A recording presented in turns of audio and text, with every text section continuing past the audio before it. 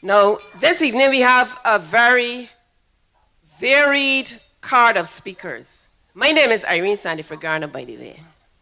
And the last time I spoke in St. John was probably about 10 years ago. Or probably before that. 20, yeah, 20, yeah, more than 10 years ago. But I am pleased to be here. I love to be in the country. I love the breeze. I like the energy that we get. Last night was an excellent precursor for tonight. We had a cricket match not far from here on the pasture, and it was electric energy in terms of people fraternizing and everybody social, very good energy. And I would wish that tonight we have the same good energy. This is the culmination of a weekend of activities celebrating the birthday of the founding father of our party. And I can safely say that the members are out. They are out. We are having viewership in the couple thousands, and we're having attendance from our members, our rank and file, who are making their presence felt, and we're grateful for that. Now, the theme running through tonight's meeting is where the money gone? Where the money gone? Now, that is a question that every single Barbadian is asking every time they got to dodge a pothole, every time they have to go to the Queen Elizabeth Hospital, every time they go to the pharmacy and they're told, we cannot fill your prescriptions, you have to go to a private pharmacy because we do not have the medication. Now, this is a time where we know that Barbados has borrowed the most money in the history of this country. There's no doubt about it. You can go online, you can check. You hear of the loans every other week. Yet, when you look at the bread and butter issues that affect us, we have never been so bad. Many of us have never been so poor. It is a fact. So we can feel that things are not right. But yet you know that we have borrowed over $7 billion to date. And we know that every time she gets a loan, she kicks the repayment down the road, which means that our children and our grandchildren have to pay back that money. She certainly will not. And this morning I was at the christening of my second grandchild. And during that church service, I thought of the fact that this child is going to inherit a Barbados totally different from the one his father had and from the one his mother had. And I wonder if any members in that bloated cabinet, when they sit down to make their decisions, understand that they are leaving Barbados worse than they found it, with the most money we have ever borrowed. And I wonder, where the money gone? So tonight, our speakers are going to touch on various ministries, and they're going to ask the question, where the money gone? St. John, you have an MP, and when you see him, if you see him, you have to ask him, where the money gone? Because I ain't see it in St. John. I ain't see it. Our first speaker is the former Attorney General, Adriel Brathwaite. As I said last week in St. Andrew, a good friend of mine, school friend. We don't agree on much, but he's my party brother. He's my brethren. And although we may disagree on much, we respect each other. He is an accomplished attorney at law. He joined this party in the 1980s, which is ancient for some young people. But when you look at him, you can't see it. I'm going to be kind tonight, because last night at Gall Hill, he told a youngster, be careful with the old woman. He meant me. That is the kind of friends the DLP people is, but I don't mind. I still love him. So ladies and gentlemen, tonight, our first speaker, former Attorney General, Adriel Brathwaite.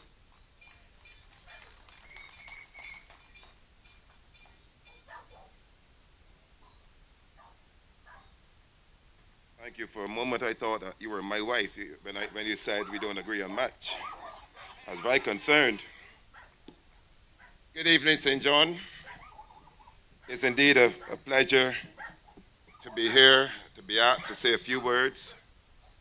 Um, I am well known around here, and Nicholas would tell you that I sometimes come here to have a glass of water with the guys, as you can see.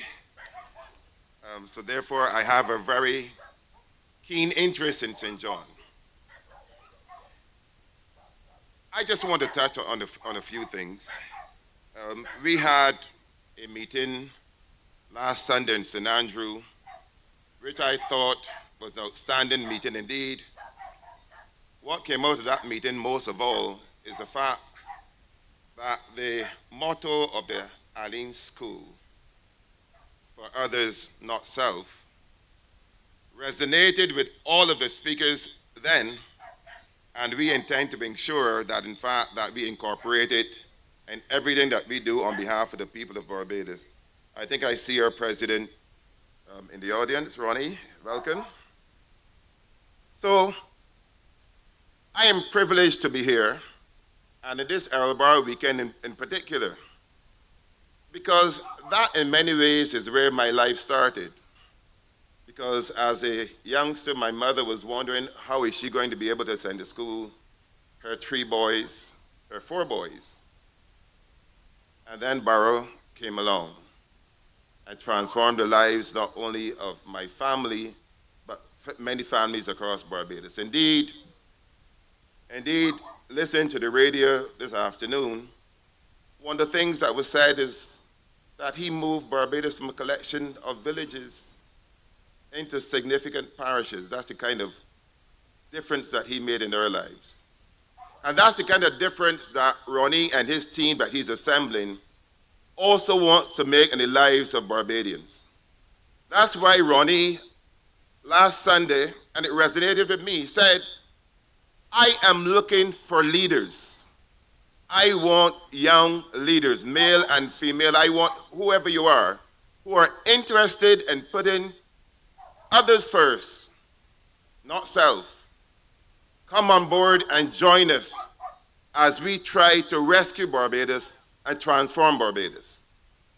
Because it does not matter whether or not you utilize the services of the Government Information Service, the Public Affairs Service, or the other avenues that the government is using to distill information around here. Because we know that the realities on the ground are significantly different from what we are seeing and what we are hearing from the government. And on a parochial basis, because many of you may know that, in fact, that I have a residence not far from here, that I can point to things in St. John that we would like to have addressed. If you come up the road by Todd, you see houses started there, and they seem to have been abandoned. No one knows what's happening with them. Our roads are not improving. For years, I've been saying that the St. John Primary School, that you're putting new paint on old buildings, and you're not going to cure the issues like that. But they had to wait on students and teachers to get sick and sick and sick before making a decision. So all isn't well in St. John. We were able to arrest the water issues in St. John.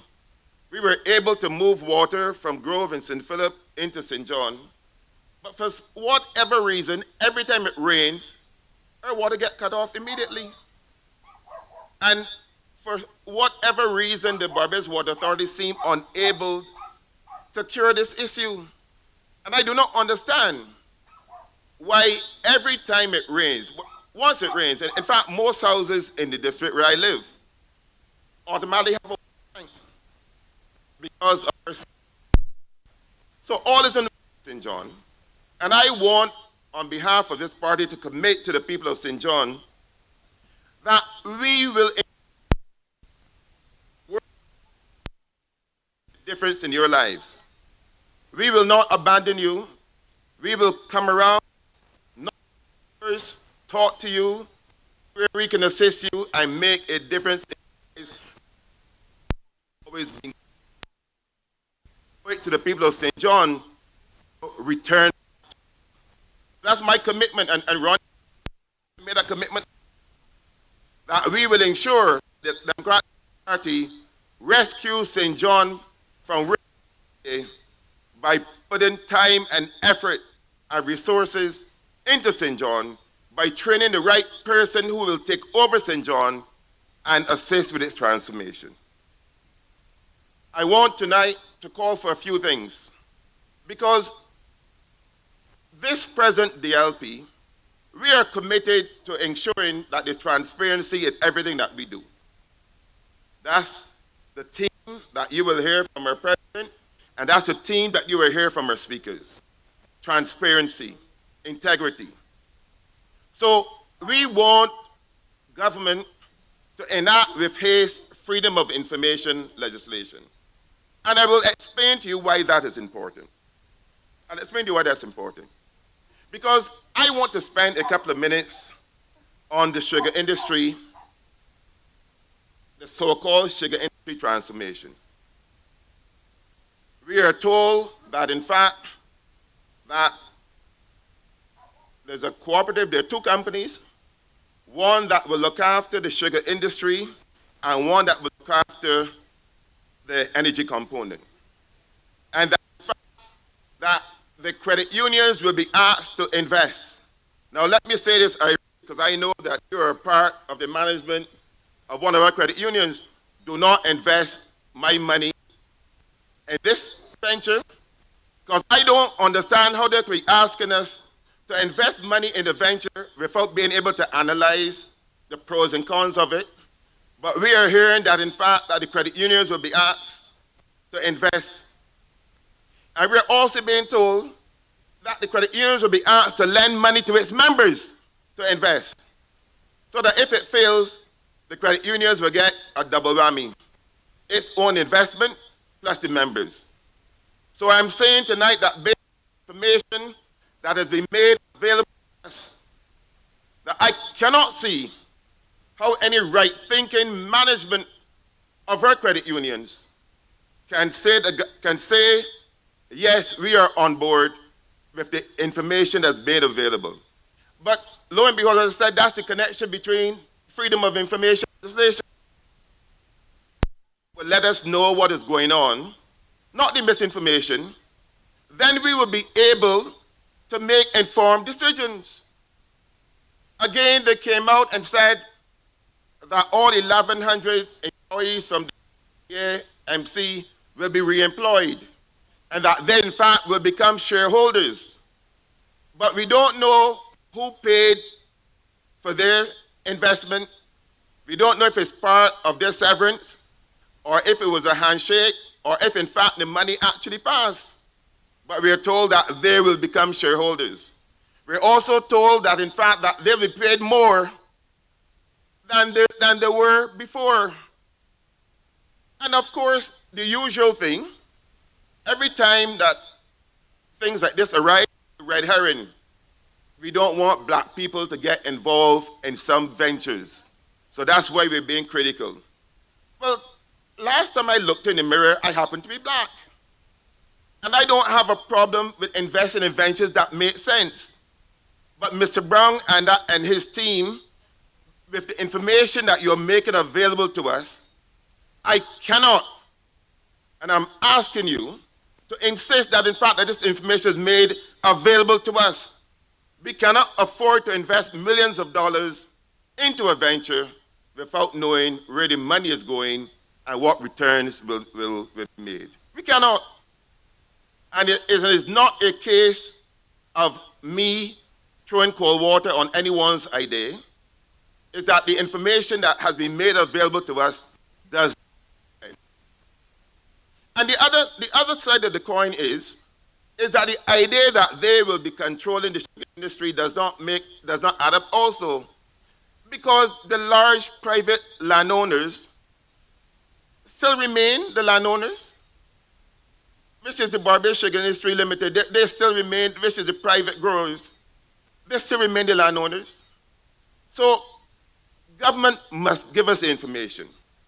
Ambassador Maskell, a couple of days ago, I saw some comments from him, again throwing murky water around, that in fact that the sugar industry was making money because what was happening was that the government was subsidizing the sugar industry, but a private company whose name he will not disclose was turning around and selling the sugar back to us at a profit and making millions of dollars over the years. Well, if that's true, will give us information so that we will know whether or not it makes sense. And that's what I'm calling on tonight, that in fact that we enact freedom of information legislation so that we don't have to speculate, so that we don't have to depend on government to feed us information and little bits whenever they feel like. Consistent with our efforts to ensure that in fact that we bring a new level of government, we also want government to go ahead and enact the integrity legislation. Go ahead.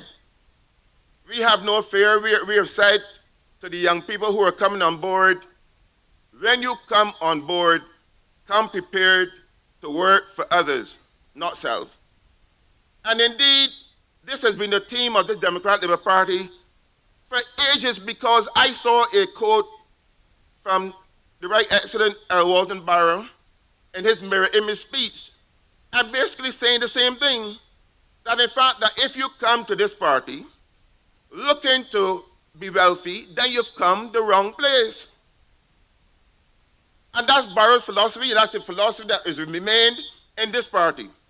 And therefore we want government, whatever they say, whatever prevents them, spend the money and enact the integrity legislation, because we want it to come on board.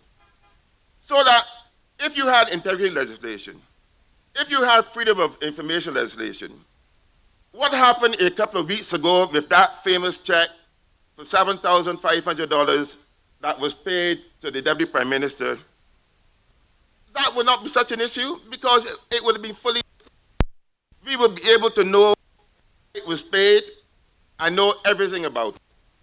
So, on board with a new brand of governance. Similarly, in 2018, they came up to St. John. I was in Colleton, shop up in Colleton, again, having a glass of water.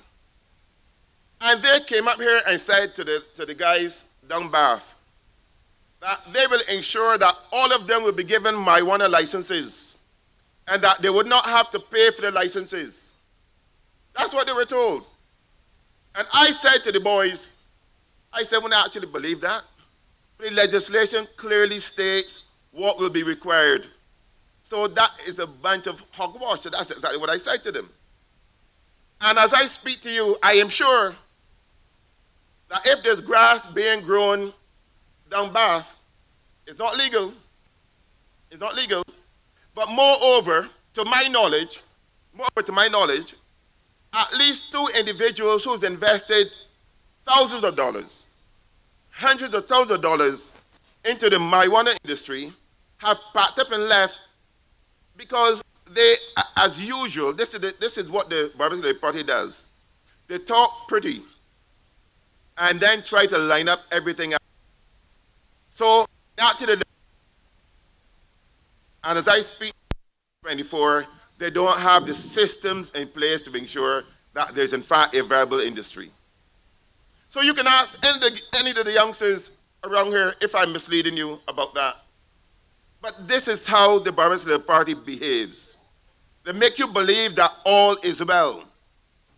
And we want to make sure that when our young people go into the communities, young and old, because I'm not saying that we're just going to have young people go into the communities, that we don't feel obligated to make promises to individuals that we know will not be realized.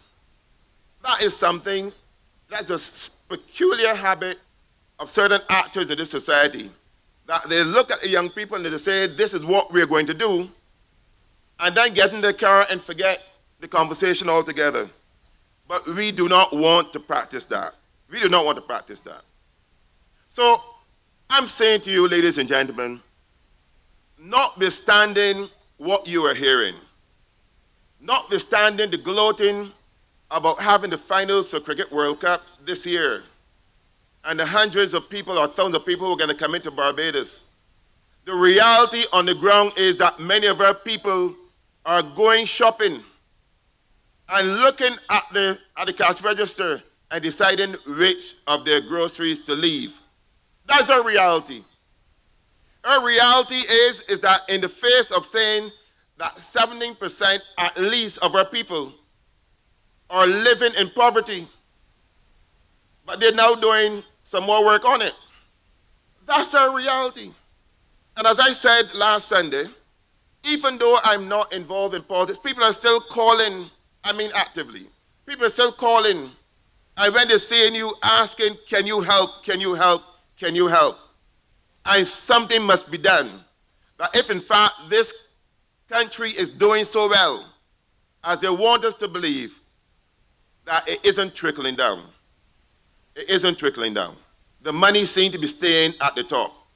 And part of the reason why they can get away with this is because we are seeing across Barbados lots of Range Rovers and Hondas and BMWs, etc., mostly reconditioned cars that people are buying. And we believe that, in fact, that things must be well, because look how people live in. And we're hearing about facts that people are paying $1,000 for a ticket and going to the all-inclusive, etc. But those are those people who can afford it on the face of it.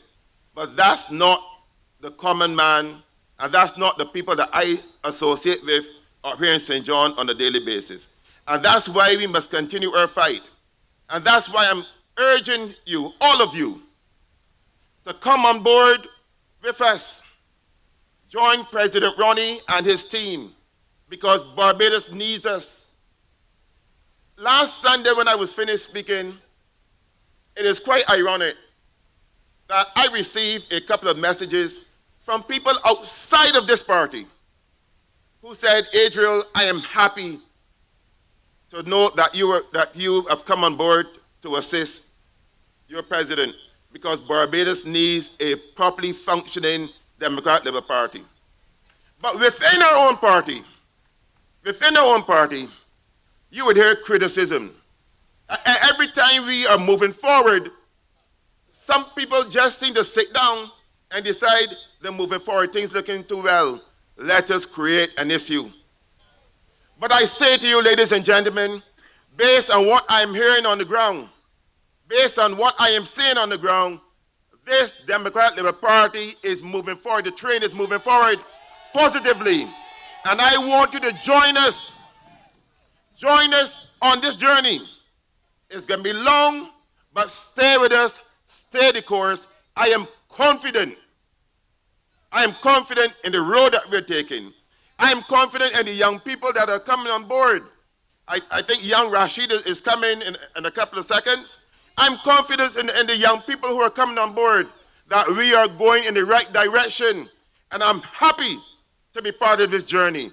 And I look forward to continuing to participate and assisting going forward. Thank you very much.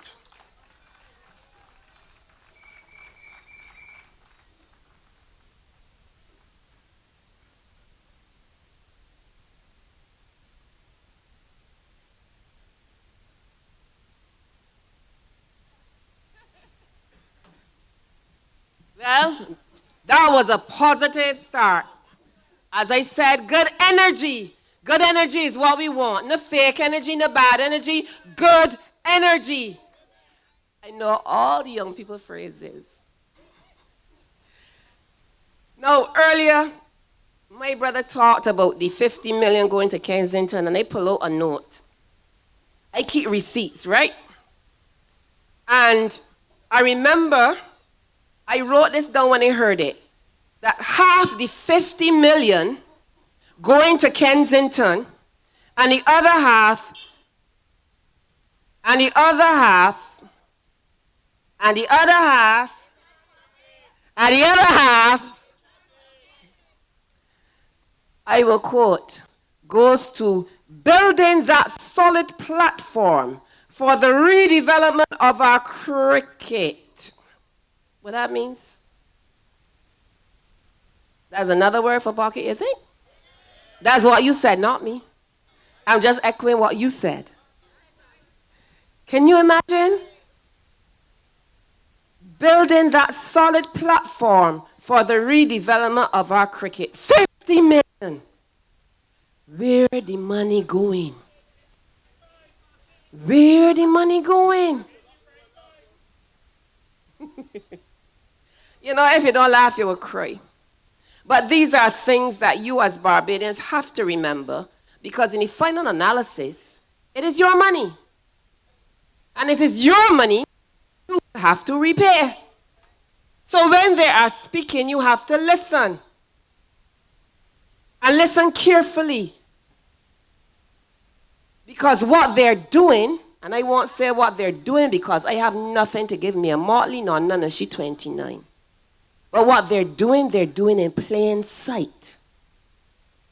And when they had their bag, they had all the information and could not lock up a frog. Could not find a crop on the road to lock up. All of that was just to Mama Guy minds that were open to foolishness.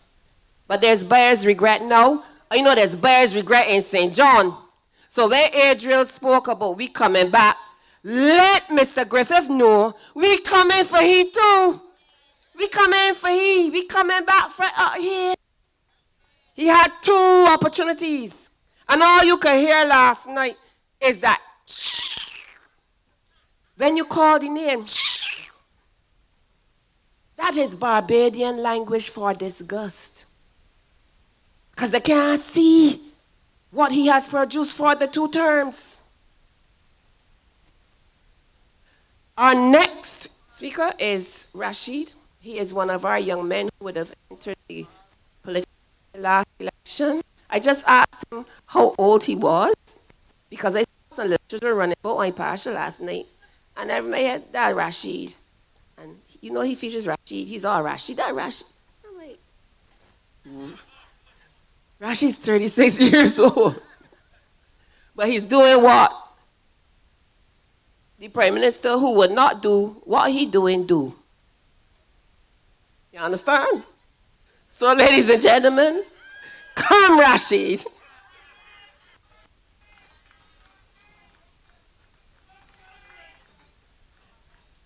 Hey. After all, she asked for us to repopulate the island, so.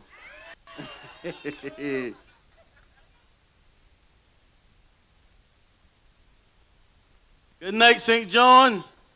How are you? Back on the stomping ground. We started in 2024 on the train. St. John's the first place we came. Now we just want to touch on one thing that my senior brother in the party, Adriel Brathwaite, said. The Medicinal Marijuana Act was passed in 2019. If you follow the media, the University of West Indies was now granted a license for research and development. The act was passed in 2019. 5 years later, the key institution in the country, which you don't have to pay for research and development, now getting a license to research and develop marijuana in the country.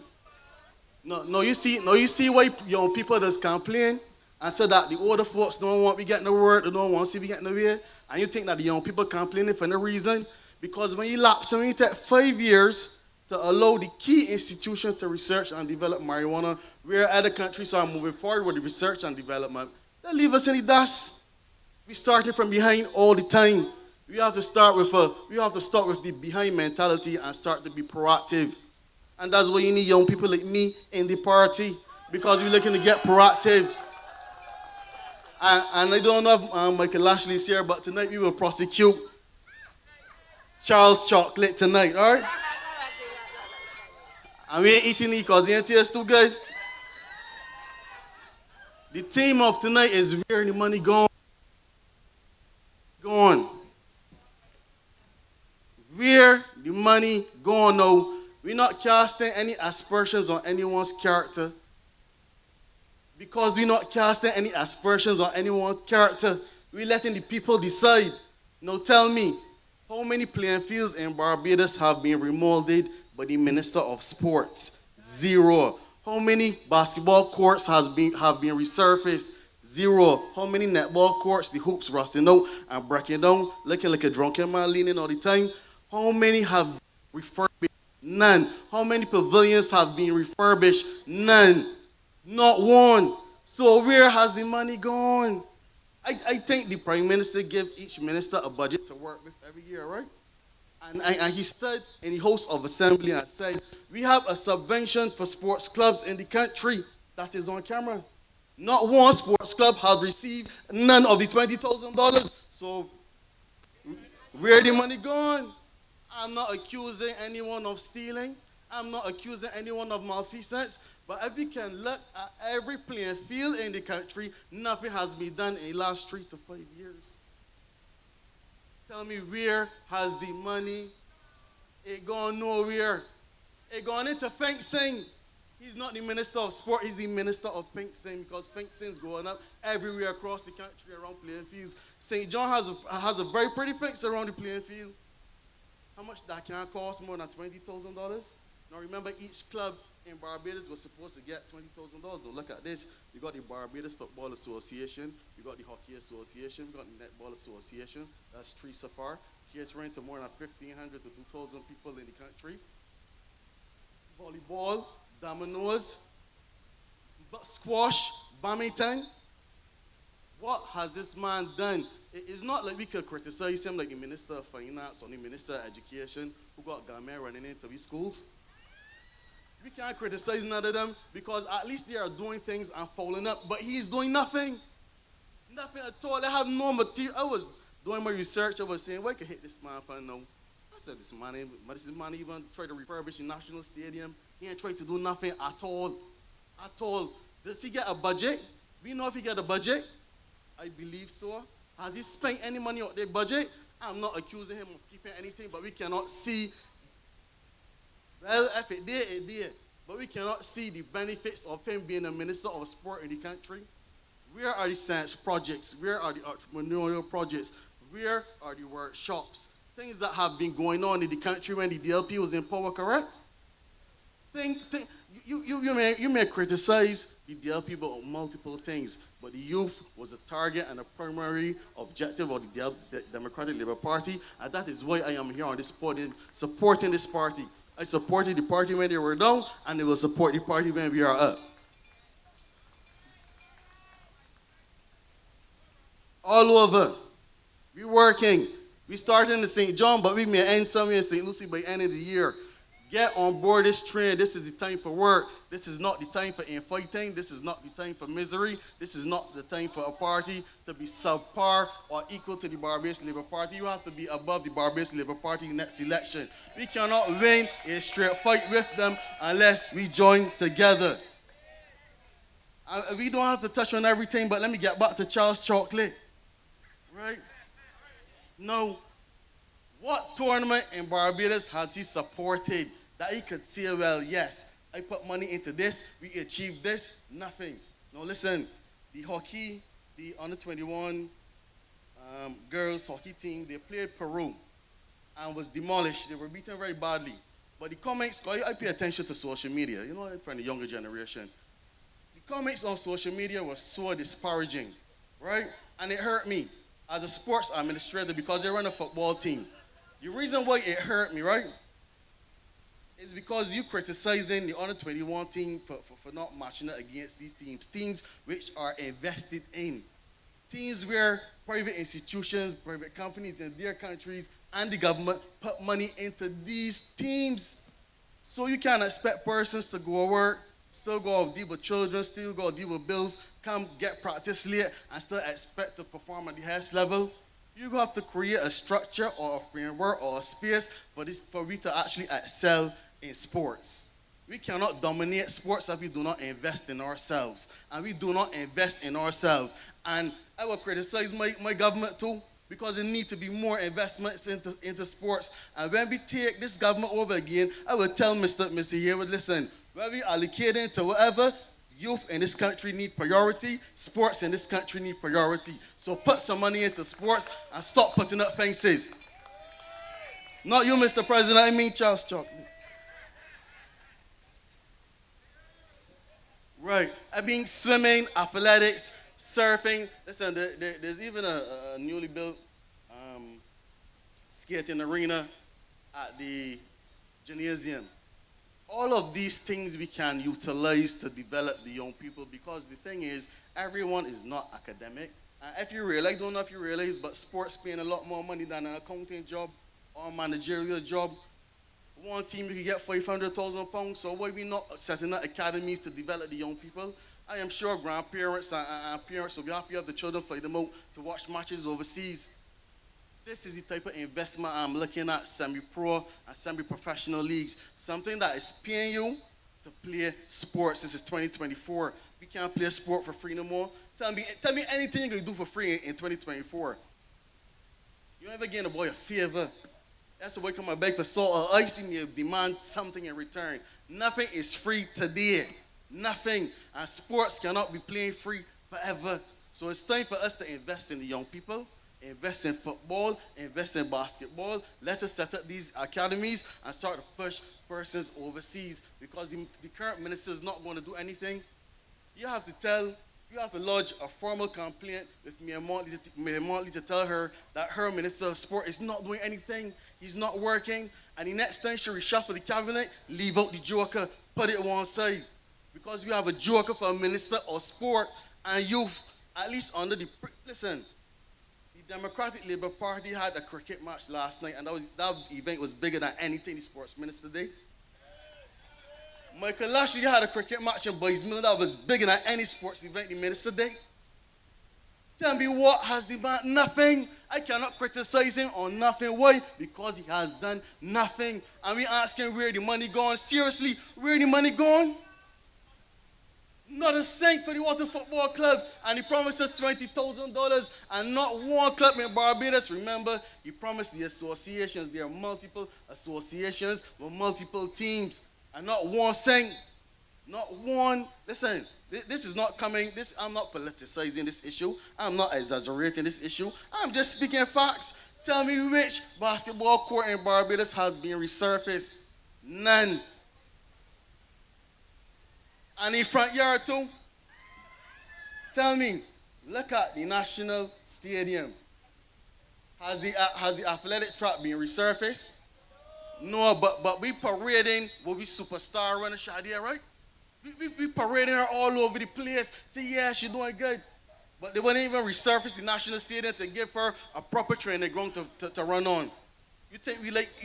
If there's an opportunity for her to get bronze, then there's a possibility to get silver or gold. So you tell me we can't take some of the $20,000 that Charles promised us to put into the stadium to at least provide the environment for her to training. The government support Usain Bolt, a man that get millions of dollars and is still pouring money into this man. In Barbados, you don't get a cent for sports nor youth. All they do for the youth service was change the name. Tell me what opportunities the people in your service getting now. They still want me going to cut grass. Understand what he's saying? The only thing they have provided for us as young people, well, this current minister is nothing. So understand when the young people say we don't trust the older people about our future. Our generation has a little drawback about trusting the older generation with our future. Don't be offended. The facts speak for itself, right? The facts speak for itself. So this is not me parading or trying to embarrass people. This is me telling the Democratic Labour Party, look, when we are focusing and when we are strategizing, when we are planning the next manifesto, this is where we need to divert our attention into the future. Into the future, right? And for the future, some of the ideas you have to put forward is some of the ideas. One of them is what we call a combined project, right? And the basis of this combined project is to treat it like a group project. So a lot of young people into rallying. We know that. A lot of young people just fly past everybody St. John going out to rally, right? So if we could get these young people, some who are skills training, some who are mechanics, to at least join into a group project, because the ministry will at least provide the shell, and you have the students fitting and making the parts. So you create your own rally car. That's something everybody would be invested in, you know? And if the rally car does well, everybody get an A+. That's all it's saying. But it's something for everybody to put the energy in. Robotics as well. Look how the world is going. Technology. So we got to create the environment for people to excel. Don't just think that we can go to university and learn it. We got to put in some money, invest in the youth, and create these frameworks for us to excel. So you got like rally car, you got robotics. Something you have to look at too is fish farming and vertical farming, right? Because you know what, the government said to Suriname, listen, who are we? Food security, you know, take care of food, some vegetables and fruits every weekend, and we're going to be good. Now, if you're paying attention to global issues, we will realize that Ukraine and Russia in the war, right? We will realize that there's Hezbollah, there's Gaza, there's Israel, there's US, there's the USA, there's Iran. So tell me, for crying out loud, if World War III break out and shipping prices going up, and boats can't come to Barbados, how we can get feed? You think Suriname is some man Barbados? How we food, man? We can starve here in Suriname. What want to eat when the belly full? Who want them just beat first? So how we could give our food security to another country and look how the world is going? If anything breaks, so if another COVID epidemic breaks, so if the ships aren't bringing any stock, if nothing is coming to Barbados, how will we eat? No boy can answer me, right? But let me provide you with a little opportunity. Alternative is to invest in fish farming, invest in vertical farming, because you can produce more agriculture if you vertically farm and if you horizontally farm. Okay? Just something we learning as we here. But if you put these kind of workshops and projects into the primary schools, into the secondary schools, use it as skills training, then we would start to develop a generation who would not have to depend on Suriname to feed us, right? We can't focus on the older generation. We have to focus on ourselves. Why? Because all this money that the Prime Minister borrowing, we ain't going to pay it back. So we can't go to the supermarket and buy grapes that coming in from Suriname.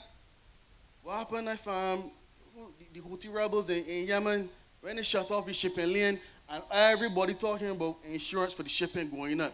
Shipping going up. A barrel now costs a lot of money to clear from the port. When these prices double, tell me, when the chicken and chips that you buying for $20 cost $40, because everything coming in, the seasoning being imported. I'm not talking about what we produce locally because we import a lot of stuff. But when the rice and the basmati rice that we like to eat, even the flying fish is more expensive than anything, you know. So when everything's skyrocketing and something break out, a world war break out, how will we feed ourselves? Tell me. We cannot. But how will we feed ourselves in this small island? Is there enough food? Well, unless we're ready to can and probably plant some of the bush that Adriel said is parked down in St. John. But depending on what we look at the plant, you may not be able to feed the goal 200 or 300,000 people in Barbados. So vertical farming provides you with the environment and the spare room to feed a group of people at a time. All right? So these are the things that as a Democratic Labour Party, these are the policies we will be looking to implement.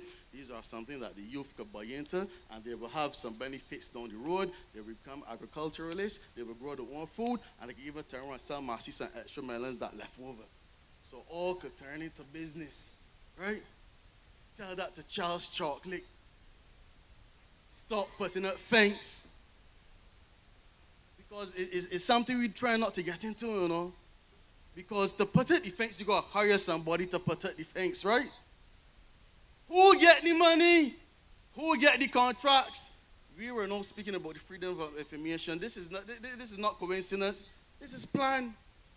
We are speaking about the freedom of information. Why? Because we don't know the contractor that getting on the contracts. No, I have nothing against a private company maneuvering next to a minister to secure themselves and get all the contracts to put up fencing around the place. But at least resurface a basketball court, remove the playing field, at least buy some bars for some playing fields, or football, refurbish a pavilion, at least Put a computer or TV in some of the pavilions so you could create at least a small academic space for children in the community. Nothing of the sorts is coming from the Ministry of Sports. Nothing is coming from the Minister of Sport.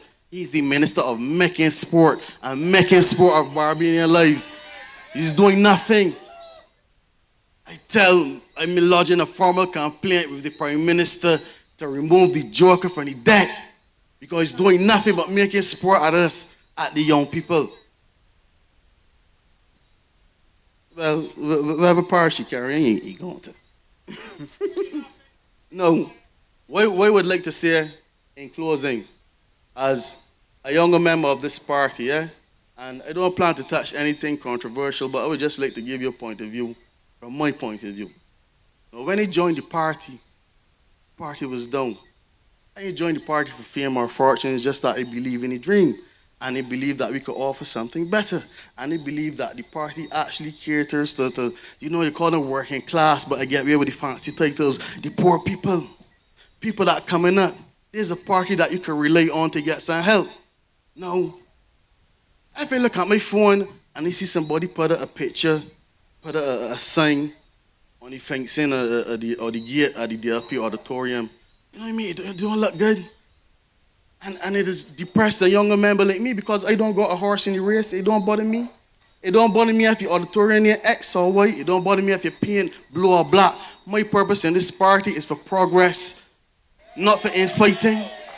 Like I said, I don't got a horse in the race, but if it's an issue, I believe it is a little easier to deal with the issue rather than putting in the public, because in the public what it look like, when it's still scrapping, when it's down, and when it's still fighting, when they want to look like when they're getting progress, when they move from royalty to paroles, you understand sort of things people will be saying.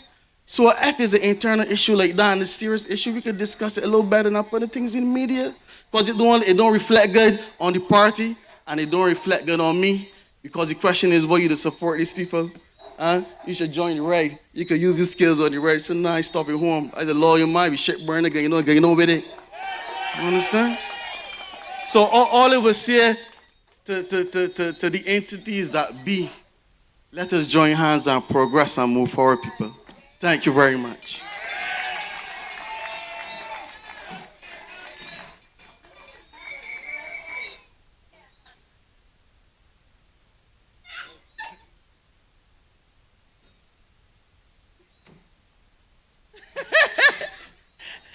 That was so touching, so touching. And he's a young man, as I said, 36 years old, as the age of my oldest child. You understand? I am saying that if he, at his age, understands the purpose, the philosophy of this great party, it tells you that he is in the right place. His head is in the right place. What he said tonight was very insightful, and I applaud him for it. I do. And I gave him a hug for it. No, that's right. That's right. I see him there with Richard now, Ronnie, and that's what we want to see. That's what we want to see. But we are here tonight, as I said, positive energy, good vibes. And I was there chatting with one of my young sisters because I remember Rasheed was talking about the medicinal marijuana industry. And we have a whole unit set up to manage that and to show you that these people do not know what they are doing. They recently appointed a young person who they call an influencer, because this government governs through social media. So they hire influencers all over Barbados to pay them to promote whatever the government is doing. Now, you're supposed to have people managing ministries, and they got influencers on Instagram and other areas of social media trying to sway public opinion rather than doing the job. I was going to say another word, but I didn't know anything. The point is, though, the last thing that this person did, the head of this unit, was last week she hired an influencer, and it was emblazoned all over Instagram. It was promoted as a major achievement. This girl is now supposed to be the advocate of the marijuana industry. A girl is called Drumstick Bandit. I ain't lying cause I don't tell lies. She named Drumstick Bandit. And she is we will call, no, she gonna be the face. Go on Instagram and look for her. Drama Incorporated she is. Cause I follow them, I just get enough jokes. If you want a good belly laugh, go on the young people Instagram. White collar crime and them kind of people. You laugh, your belly full. So are you looking out for Drumstick Bandit? Ask Tyra how to find she. Cause she that's cruel. But this is an industry that we should take seriously. And you got a girl that don't know a man plant from a woman plant and talking about she gonna be the sports person for a multi-million-dollar industry. Well, where she is or not, I don't care. What I care about is my taxpayers' money. And what I care about is who's spending my money. That's what I care about. They do not know what they're doing. The representative, I hear Rasheed talk about what he ain't do. But the other day he was on Instagram, flaming, as the young people would say, boasting about launching some major cricket tournament. They're going to have all this money behind it. And a man come on and say, but the young people in the law, young people for cricket, sir, you out of touch. And there's a minister of sport, yeah. But I went on to let you know that this government canceled the David Thompson Memorial Football Tournament, right? For politics. Because of politics. And that tournament had the young people engaged, men and women. And when you got a football team on the field, there's a couple fellas that ain't getting in trouble for that night. When you got those men on the field at practice, there's a couple fellas that ain't in the body house doing foolishness. It was a well-structured program. It was a very popular program. And because of politics, this government split the young people because that is who they are. That is who they are. And he felt that was a major achievement. Let me tell you something, see? You see these achievements. Yeah, achievement. A major achievement. Because he wanted St. Michael Northwest. Talk about his achievements. But he got achievements coming Thursday. Because he went on Instagram and they see that he achievements coming on Thursday. But we ain't going there. We ain't going there tonight. We're going to be positive. Although we're going to judge them too. We're going to judge them still. Because they deserve it. They deserve it. They are not worth. You know, when you look at it, you got 30 of them. And none of them can make up one good DLP one that we had. As a fact, they can't make up for housing. They can't make up for health. They certainly can't make up for tourism. And before I go any further, and education, sure. So before I go any further though, I would like to tell you that the next speaker is the best tourism minister we had in decades. They can't touch it. They're talking about pre-COVID levels of numbers. 2019 is where they want match. Then no going to start to work. And Mr. Richard Seeley will come here and tell you about the money and probably tell you where the money gone in that particular industry. Because we know that she have 4 ministers, and the one who should have been minister first, she put last, you know she doing. And give this one a basket to carry water. And Grenada got the talent that belonged to us. Politics again. You understand? So Richard, you come. You come. You ready? Come.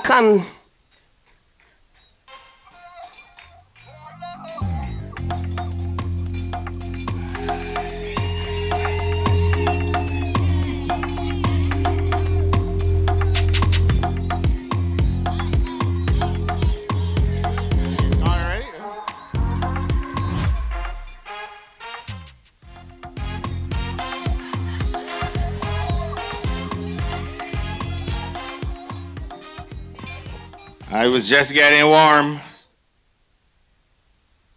Greetings to everyone. Greetings to the wonderful people of St. John.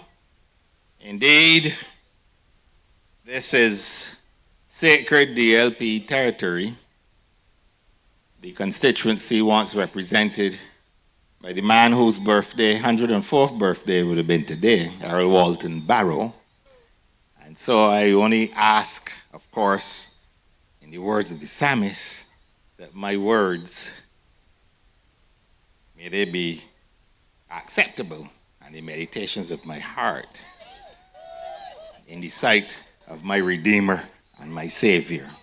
That's all I can ask. Because tonight, all I have to say is to share with you the truth, the whole truth, and nothing but the truth. And it is time that we collide with the truth on so many, many issues. Welcome, of course, my good friend, Michael Lashley. His watch has a habit of stopping when he has appointments, so he's a bit late. Great to see you. Thank you for coming. You were advising a client. Michael Lashley being interviewed on TV. They asked him, who is the client? He said, my client is the accused.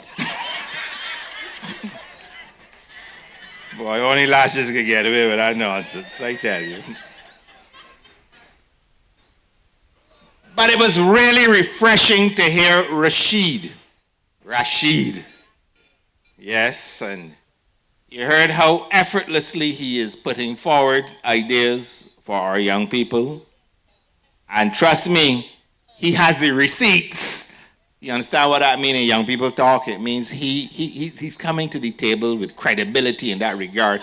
I had the opportunity of walking through Wotton and the surrounding areas with Rasheed. If you should get that experience, I tell you, take you in the corners and the crevices and, lots of smoke and things would be a thing. But don't mind that part. The point is, young and old, he knows them all. And he is the tower of strength behind that Wotton Football Club, of course, that did extremely well. They made the finals of the knockout tournament. But of course, they had to deal with the St. Michael South Central Powerhouse, the Weymouth Wales, and that we brought that Cinderella story to an end. But nevertheless, Rasheed, you did very well, and Wotton Football Club, and you should continue to do some good work. Now, we can't unleash everybody tonight. Amaya, where are you? This is the sort of talent that we have. Yes, come, Amaya, come a little closer. Come. You see, we have talent. And there are those who have been before, but this is a young attorney at law, former environmental health officer. Lots of ideas. That's good. Yeah, just say hello to the people. Am I right? Just say hello. Good night, everyone. Good night. That's right. And tell us about what's going on in the hospital. Look how you come and put me on the spot now. No mind. We ain't. Look. This is a series. You will hear from her in due course. Okay, you heard Rasheed. We have other talent, and that is the point. This is a continuum, okay? And this party is alive and real and has a legitimate future. I don't want to go off track too much, but to tell you the truth, the hospital, can you imagine being triaged? Going to the A&E and they see you. Eleanor, that's the right term, right? French word, it means to sort. That's the initial encounter you have. And afterward, you got to wait 2 or 3 days on a gurney before you can go to a ward or go to get an x-ray. It is crazy. Lives are being lost, literally, because of the mismanagement in the A&E department in the Queen Elizabeth Hospital. And, we want to talk about Barbados being such a wonderful place. Forget about climate change for just 2 weeks and fix that A&E department. That is what you need to do. It is crazy. I had my own personal experience, and I'm sure you have had yours. And I'm not even going to get into the system-wide issues. What's going on in the 9 polyclinics? What's going on in terms of primary health care? The illogic of putting a geriatric hospital between a party center and a highway with lorries and motorcycles running up and down. I don't think anybody can understand that. But don't worry. As I said, Amaya will deal with that at a future meeting with her experience and her qualifications. And that is just so wonderful, again, that we have all of these young people who are prepared to courageously associate with the Democratic Labour Party. I want you to understand it is not easy for them, you know. I mean, I could tell you, there was a time when I was young too, and you remember when the Labour Party had nearly all the seats, and it was tough for us to associate with the party. Any young person who decides to become politically active with the Democratic Labour Party in these times will earn certainly mine and should earn your inalienable respect for wanting to associate with this party. And in that regard, the truth is, let us face it, the ruling party is very influential and very intoxicating, and people fall for what they have on offer. But for you to decide to put on your thinking cap, as your grandmother told you, and say, no, it is the Democratic Labour Party that I want to be associated with, it's something that should be saluted and encouraged, and I'm really glad by what I'm seeing in terms of the effort to get the future of the party on the right footing. Now, having said that, and I understand the theme tonight has to do with money and corruption. And there may be a few people who may be just a teeny-weeny upset with what I'm about to say, because apparently, if social media and the lies are to be believed, I was part of a corrupt government. But I can tell you, what went on between 08 and 18 is child's play compared to what's going on now. Errol Clark was working for the Ministry of Public Works for years, and I'm fairly certain he never written a check to Michael Lashley or John Boyce when the Democratic Labour Party was in office. I'm fairly certain there are 2 ministers of works, but he wrote a check to the current one. And apparently, what did her boss say? Case closed. The case ain't closed at all, because I can tell you something else about, again, I am speaking the truth, the whole truth, and nothing but the truth. You've been told that the DLP government was corrupt, but yet, according to Transparency International, the Perception of Corruption Index, when we were 5 years into government in 2013, this ain't nothing that fall off the back of the truck. My young friends that used to make sport at me about social media, I still can't stand it, but I can handle Google though. And if you go into Google and put Transparency International, a big thing flies up in the air, and you can see Barbados, 5 years into the Democratic Labour Party government, the Perception of Corruption Index was at 75, and we were ranked 15th. This is Transparency International. 5 years into a Barbados Labour Party government, as in 2022, we are ranked 29 as opposed to 15, and we have fallen 10 points from 75 to 65. So let me be clear. Do you think I'm going to believe an inveterate liar like Mia Motley that the last government was? I go with Transparency International. I know about you. And this is what they are saying. They are saying that this government, as far as they're concerned, because I went back, this is the lowest ranking we have ever had from Transparency International in terms of the perception of corruption index. And by the way, they put together the index before Santia got her check. Okay? So this 65 can probably be down by 63 or 62. When Trevor back in another constituency office and we get some more checks, we will probably get it down in the 50s. Because apparently, they're in a minimum. So you're talking about the fencing here. But case closed, the case ain't closed. How many other checks get written? And to who? And why is it that Transparency International has dropped you by 10 percentage points? And you claim that the government that we were part of, now I knew we weren't corrupt, because the foolishness going on now was not happening. Could never happen. And that's a plain, simple statement of fact. So I want you to stop feeling that you're on the defensive where the Democratic Labour Party government was concerned. Well, we did things and made differences.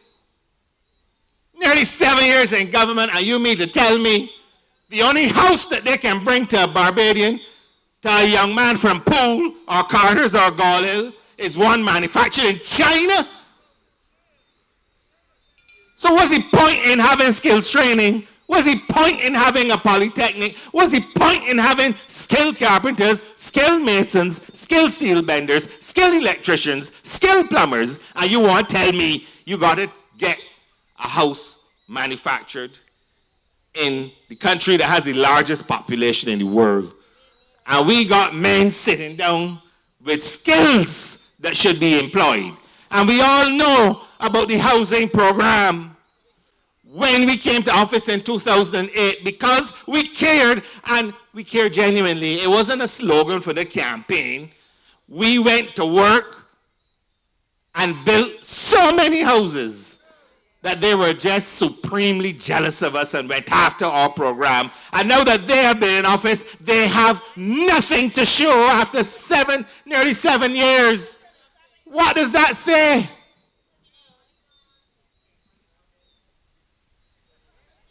Taking prime land out of agriculture, just down the road in Poole, and you can't even get a house for the people in St. John. But I didn't rather learn to know. Well, I now understand why. Because apparently, the MP is named after a chocolate bar. Not even a sweet bread or a machine loaf or nothing, so a chocolate bar. Anyhow, we really got to get back to basics. And what I really loved about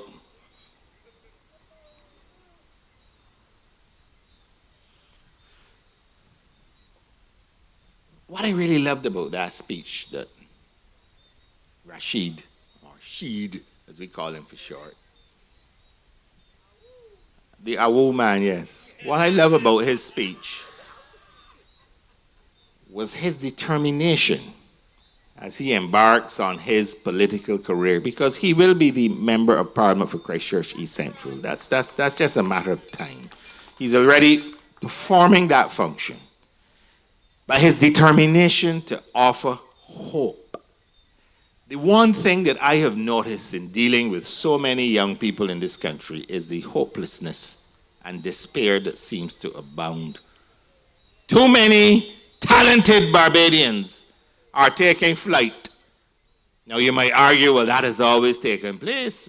Not like now, and certainly not in the manner. I journeyed overseas to pursue studies like so many of my colleagues, but we always had it in our mind to come back.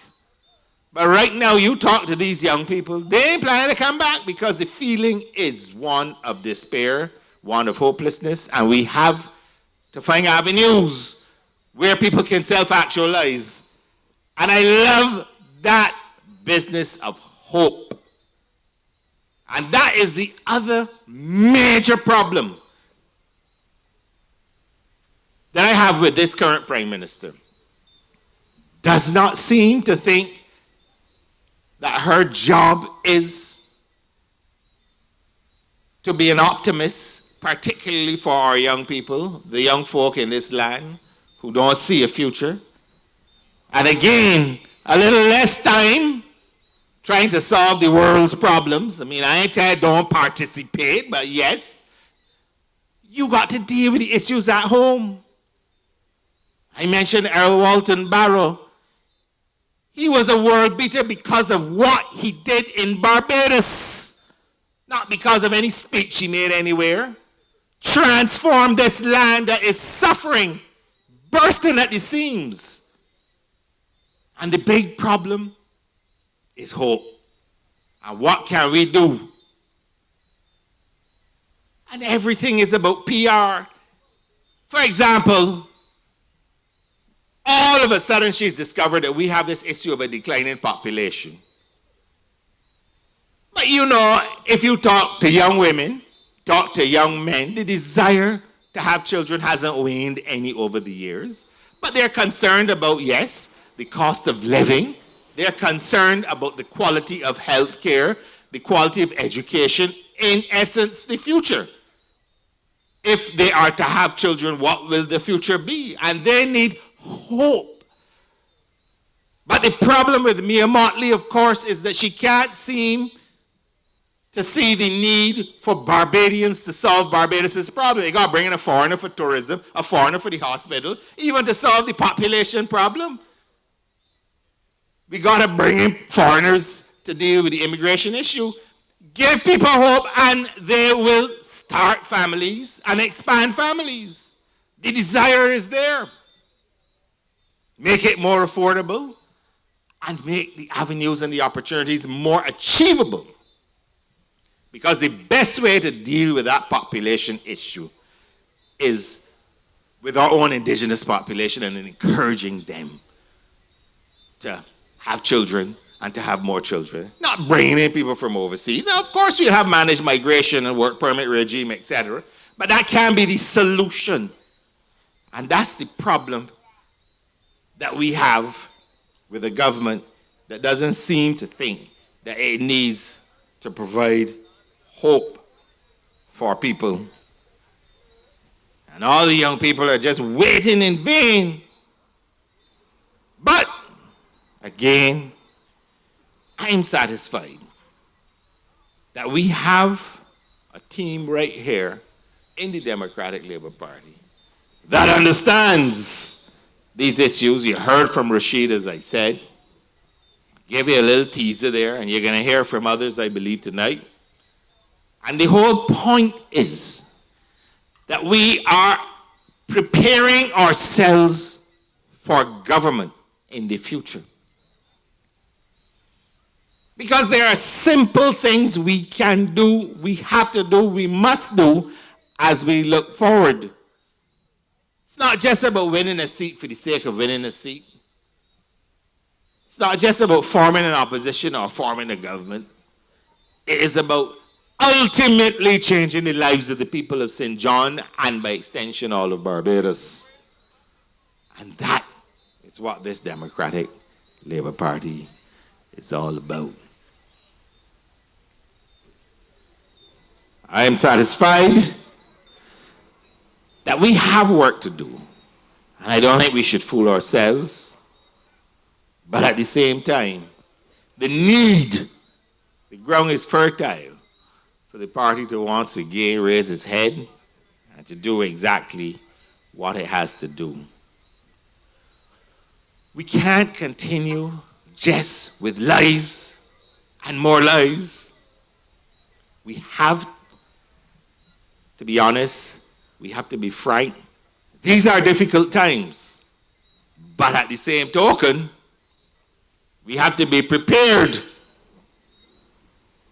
to do everything in our power to once again not only bring hope to the people of Barbados, but much like Errol Barrow understood in the early 60s, we have to transform people's lives in a very positive way. And once we do that, Barbados can be the beacon near and far, all over the world, because it truly is something special. I didn't even get into the business of the debt and the fact that we're borrowing money from everybody who's prepared to lend money, mortgaging the future of your children and your grandchildren. And that is something that the Prime Minister needs to answer. But again, we have others who will be speaking tonight. I consider this once again a signal honor to be here in this sacred ground. And I want to, of course, salute Nicholas Allen, the proprietor of the place where we are. And once again, thank all of you for listening to me so attentively. And of course, continue to keep hope alive, because Lord knows this country needs it, and it is the Democratic Labour Party that is the only legitimate vehicle that can get us to achieve what we need to achieve as a nation. So once again, happy Errol Barrow Day, and thank you very much.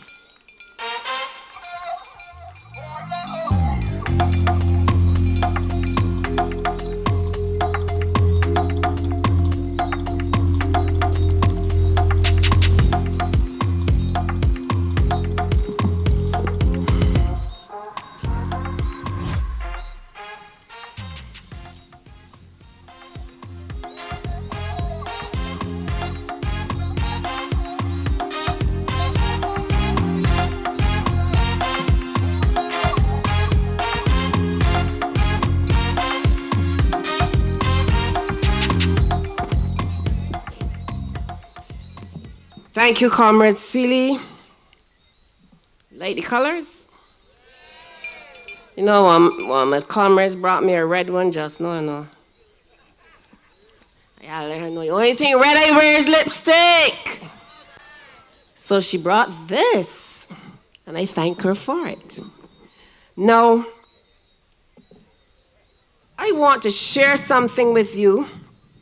You know, I use the terminology receipts as well. I use it a lot. And I found something the other day that I had stored, which fit neatly into this meeting tonight, where we question where the money gone. Remember Clyde Maskell? Anybody remember him? Remember sometime last year, he was asked about thank you so much, asked about the revenue of the Barbados Water Authority. Anybody remember that? You should, because he told us that they were making 80 million every month. Remember that? From the garbage and sewage tax, 80 million per month. That was 2 years ago. And I want to play for you what he said. In April of 2019-20 fiscal year, 79 million. Hold on. April 2019. I'm going to torture you with data. In May, 78.3 million. In June, 81.3 million. In July, 84.7 million. In August of that year, 84.5 million. In September of that year, 85.4 million. In October, 83.1. In November, 80.5.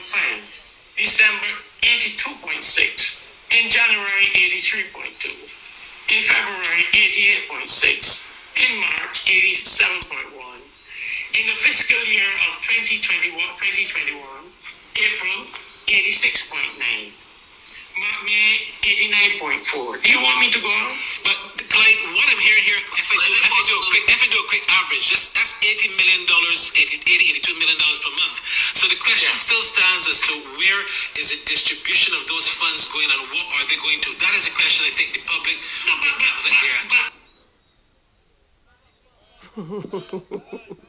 So y'all heard all of that, right? Do you know in August last year, because what Clyde is telling us is that they would have collected $960 million in a year. Remember that? But yet in August last year, the general manager of the Barbados Water Authority told us that they collected $344 million in 4 years, which is $6.8 million a month. Let that sink in. $6.8 million a month, while Clyde Maskell was telling you $80 million a month. Now the young people tell you math ain't mathing.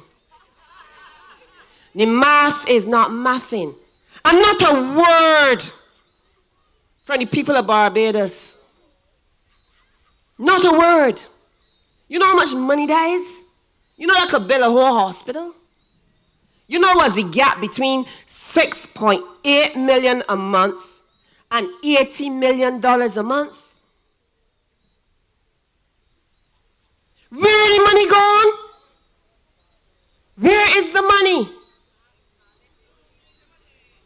And nobody, no journalist, no investigative reporter, nobody asked the question. Remember what you're asking tonight. Where is the money? Where is the difference between the $80 million a month and the $6.8 million a month? That's real money. I'm going there. I want Barbadians to understand who should be in the red bag, though. Because obviously, she don't look in the mirror to see what they're doing. The reflection is definitely not clear for her and her people. But she knew about the Democratic Labour Party. She had a 10-year negative campaign. Don't forget, 10 years. She campaigned from 2010. She was in opposition campaign mode. 10 years.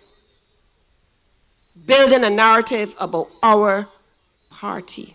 The party of the right excellent Errol Walton Barrow. It is time for us to gather our receipts and build our campaign because we have facts. We don't have conjecture. These numbers I am make up. These numbers have come from them. And they need to tell Barbadians where the money gone. Remember what I said, garbage and sewage, average of 80 a month, 80 million, according to Clyde Maskell. And then by August last year, the general manager tell you 344 million in 4 years, 6.8 a month. That's what we're talking about. And that's what we should be looking at as taxpayers of this country. And then telling you about them going to give refunds. And half of us ain't get the money yet. We ain't get it. We ain't get it. They are the receipts that we keep. And that's why we got a $7.33 billion debt around our neck. And you can't tell us what is being done with that money. Tyra, are you here? All right. Irene, let me tell you, but she's a young plant, a young beautiful plant. It will be good for her. Let me tell you, she's fire. I love her. And anything that we as seniors can do for these young people, we have to do. Step back and push them because they are the future of this party, especially those who show promise. And she has delivered time and time again. So beautiful one, bright one, come forward. Direct one, I keep saying she's made you uncomfortable. And when I say she's made you uncomfortable, Ronnie's get uncomfortable. But she's direct and to the point, and she always has her facts. Here we go, Tyra Trotman.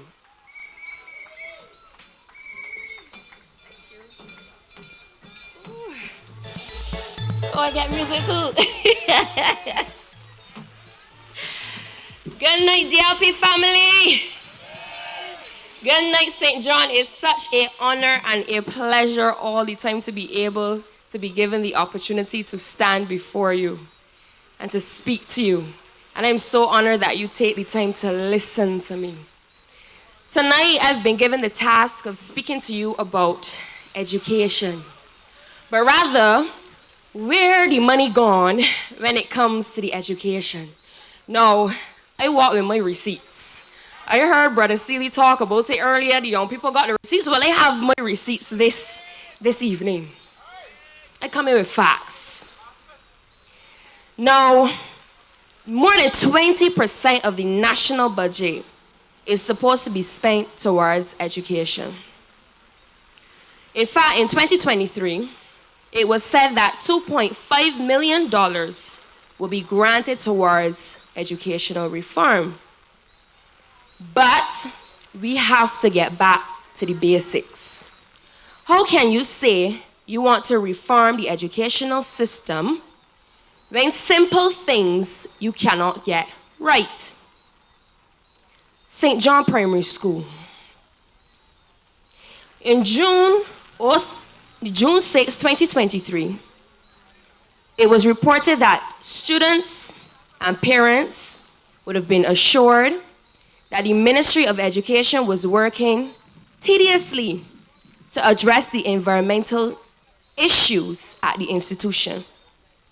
Minister K. McConney said, in fact, that the practice of cleaning, industrial cleaning of this school would happen every 3 months.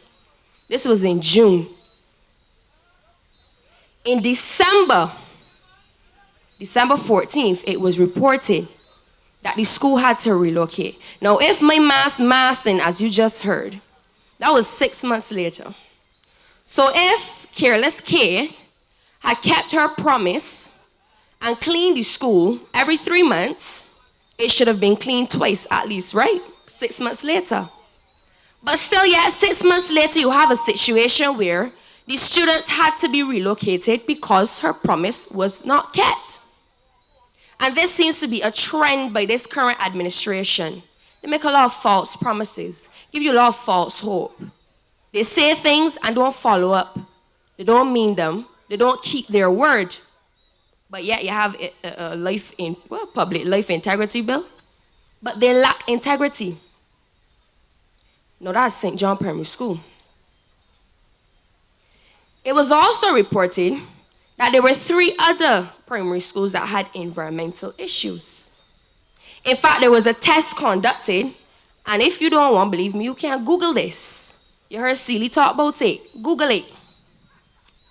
They conducted an environmental test, and the test showed that 81.8% of the surface sampled had predominantly or exclusively cladosporium spores growth that range from light to heavy mold.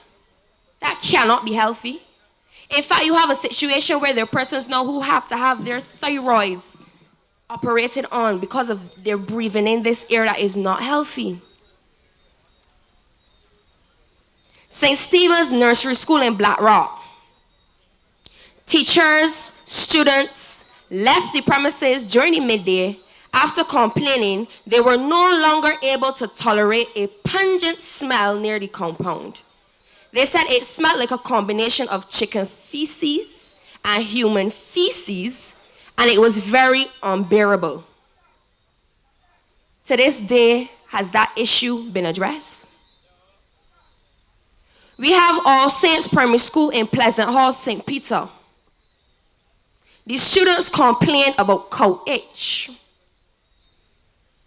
The irritant even halted classes, so students had to go home. They weren't able to learn. They had to go home prematurely. Their parents had to leave work to collect their children from the school prematurely. Now you have a situation where this is happening more than once. Can you imagine the reduction of productivity? Can you imagine the hours lost in the curriculum? These issues are not being addressed.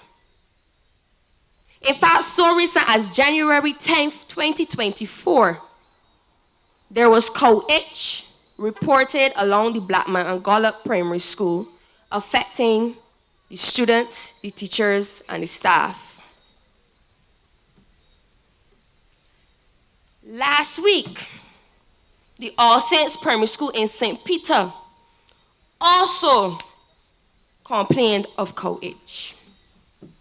We had Lester Vaughan in Kindergarten St. Thomas, where the parents and teachers complained about a variety of environmental issues. The parents complained that their children were experiencing dizziness and respiratory problems, especially those who had classes in the science lab. Now, I went to school at Commerce. I love Commerce School, up and on. But Commerce School, for the last 3 to 4 years, had to shut down ever so often because of environmental issues. And then Careless K has the gall to say, well, it's not only here, it's across a number of institutions, governmental and educational, across the island. She's making excuses instead of addressing the issue. And when she's called upon, you can't find her, really and truly. Where is K? And that's just only the environmental issues.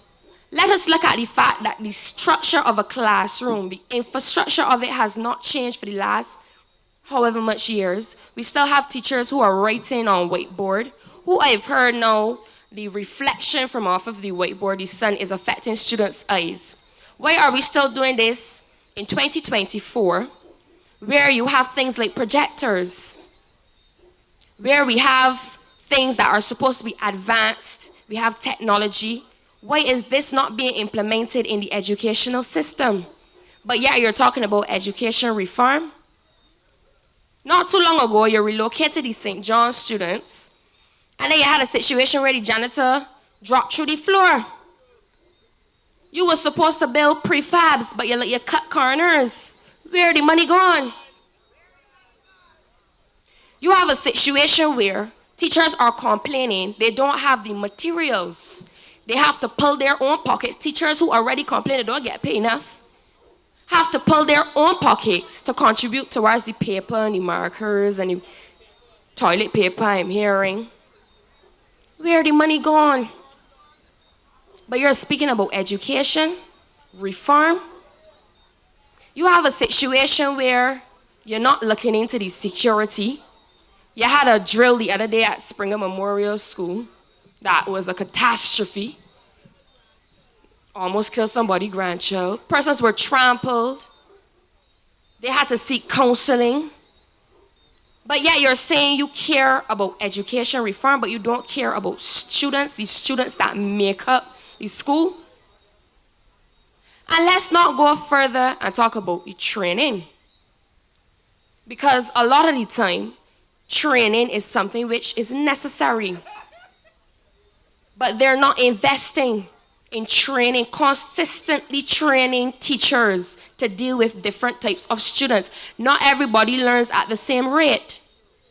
What is happening to those? Are they being left behind? In fact, we are boasting we have a literacy rate of between 99 to 100%. But you have children leaving primary school who cannot read and write. We just had COVID. There are a lot of, and I myself, when I did law school, I did it during COVID. And it was difficult. It was not the same. Because when you're in a controlled environment, you're there to learn, you focus. But when you have to learn from at home and you have all different distractions, it's not as easy. So obviously, some persons are going to fall behind. Obviously, it's not going to be at the same standard or level it's supposed to be at.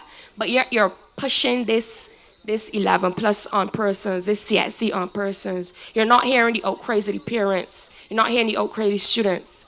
But then we have a government who walks around and loves to say that they had stakeholder meetings, they consulted. But they didn't.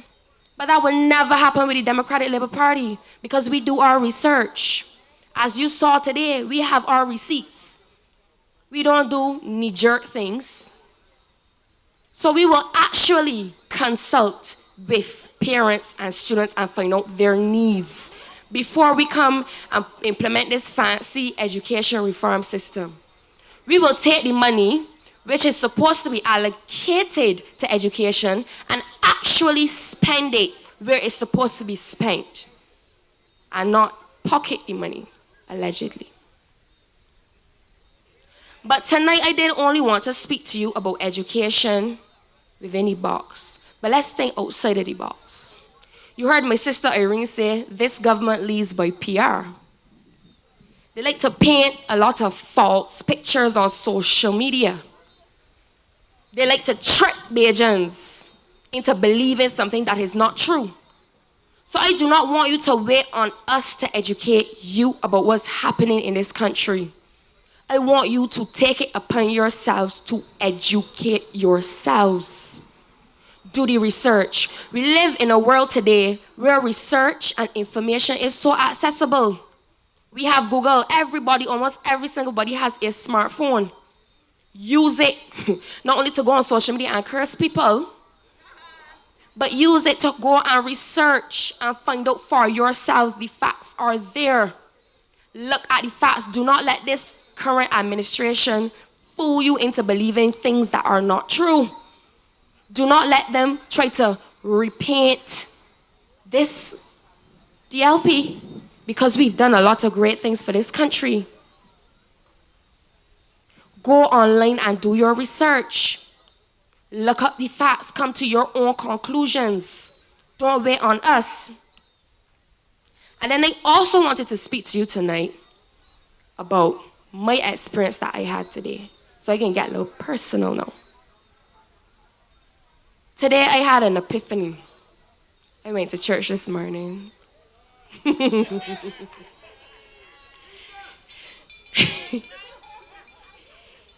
In honor of the right excellent Errol Walton Barrow, the father of this nation.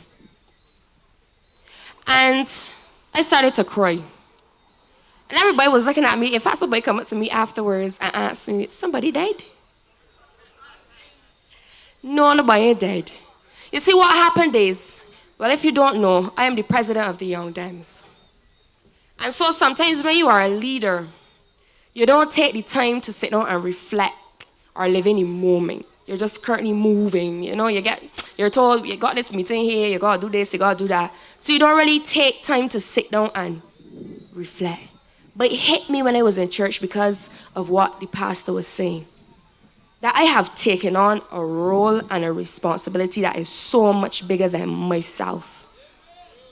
I am now the voice of the youth. I now have the responsibility to go there and fight for the youth of Barbados, to fight for the future.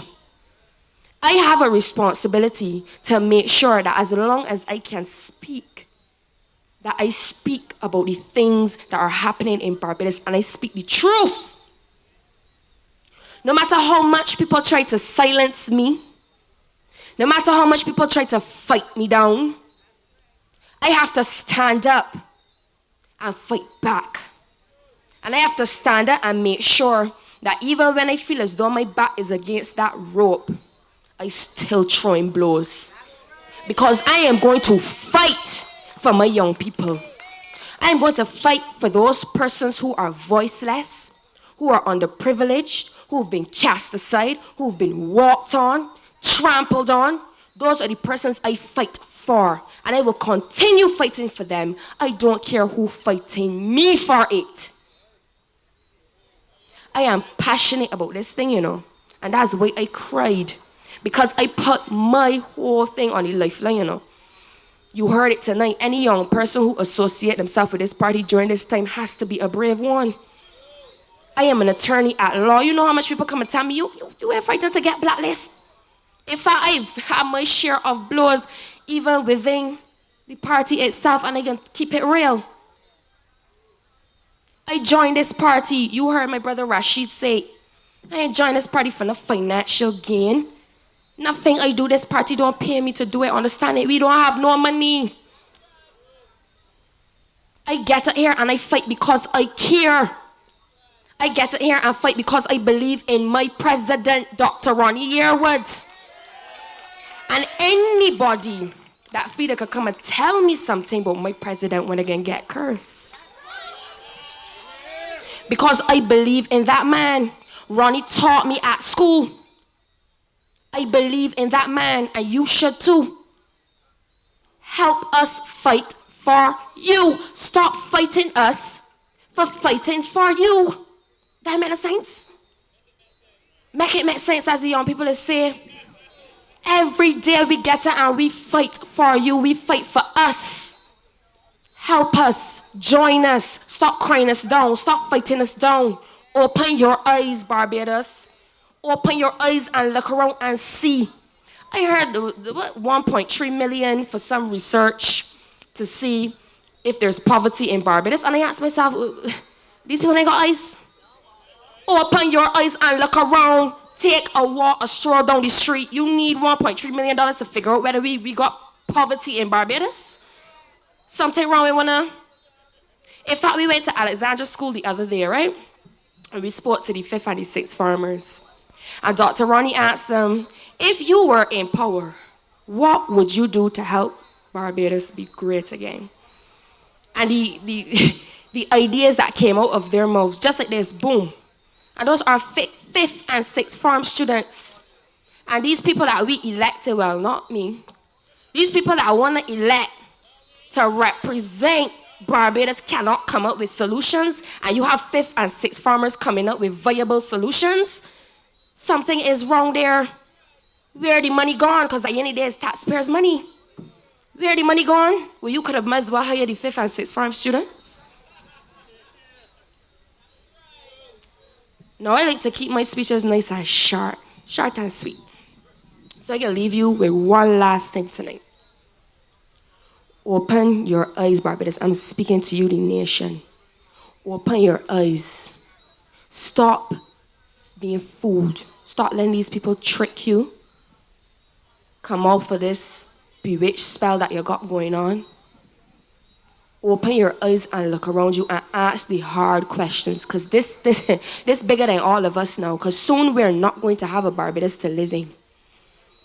If the youth keep dying, if we keep losing them to drugs, suicide, gang violence, migration, and we're only left with elderly folks here in Barbados, we're not going to have a Barbados to be in.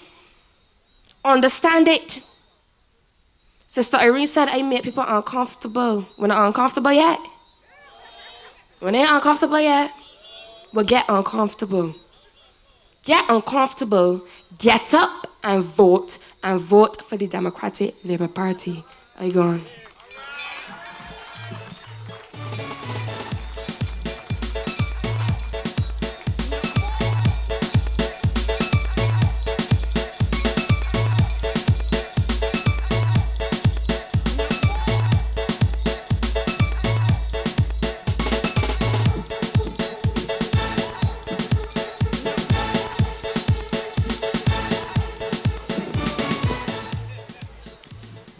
Thank you so much, Tyra.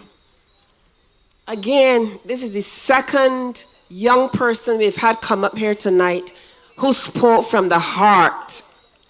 And I want y'all to understand that when young people can easily jump on a bandwagon in Barbados and feed off the crumbs of the BLP table, it shows considerable character to decide that you're going to stick with the Democratic Labour Party in opposition, because you know there's nothing here for you except hard work.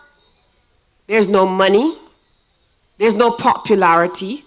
All we have for our people who decide to join this train right now is hard work. And when you see young people telling you, open your eyes, because she knows what she's talking about. She knows what goes on social media. That is where they meet. And that is where the BLP gathers to control their minds. Because they realize that the young people don't do any research. They just listen. They don't listen to understand. They just listen. And it takes considerable discipline to be able to sit down and read between the lines, look behind the PR and all the pretty talk that they put out there, and sift through the lies and understand that Barbados is not in a good place. Because everything they do is very well doctored. It is very well presented, deliberately, to confuse the gullible. And I'm telling you, we talk about 98% literacy. And our right excellent Errol Walton Barrow made sure that everybody went to school, at least primary school, free of cost. And yes, right now, some people should be giving the government a refund on their education because it has been squandered. The level of understanding, when you read what people say, you will be shocked at the level of ignorance. I read the other day our leader telling people about the Chinese houses. Now those houses you cannot, as not ordinary Beijing can't put up there in steel frame houses. The Chinese people present those houses, they're specialty houses. You gotta know what you're doing. You gotta get windows that are tailored for those houses. You can't go all around and get no window for them. He said leave them where they are because he understands that the average Barbadian, number one, should not be paying for what they pay for already. And number two, it's going to be almost impossible for you as a citizen to put up that house. You can't get no average Beijing and put the houses up. And somebody said them all right, them got them own houses. Them got their house, don't mind them. I would like one. I said, but she ain't read what the man said. So you have this level of ignorance that is very, very scary. And Mia knows it, and she exploits it. And this generation coming up, the Tyras, the Rasheeds, and all of these young people who are coming up, have to be the ones to really shine the light, to show these young people that they have been misled. There is nothing for them in this country going forward from the Barbados Labour Party. You understand? And it is very depressing. I sat down. I told you that the national debt was $7.33 billion, right? In November last year.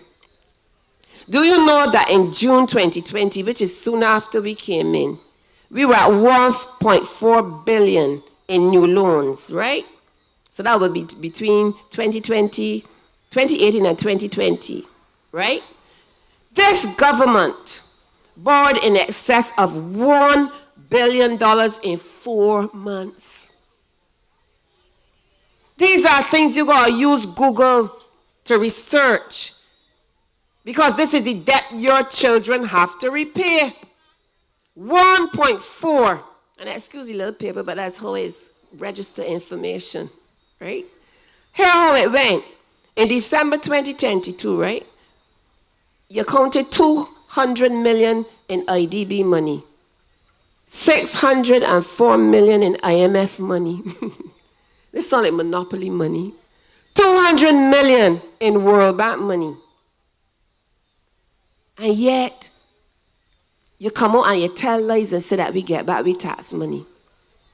Because I know that that is not true. I know specifically for our household that ain't true. I know there are a lot of people who know that that ain't true. And yet, you cannot go to that Queen Elizabeth Hospital and be comfortable. And yet, you can't get to St. John without, to me, driving through as if you're going through an obstacle race. You got to drive slow, and then like some high beam. Otherwise, you got to call the wrecker. 4 months. 4 months. And every time she leaves Barbados, she begging. She's an international beggar, though. Every time you read of her in a foreign country, she is begging for money. It is embarrassing. And then you don't know where the money gone. What are you doing with that money? Barbadians cannot see where it is going, and that is what angers us. There's no accountability. There's no transparency. You can't even get people to answer the phone. You spend $120,000 now a year to hire people to answer the phone that people that you already paying ain't answering.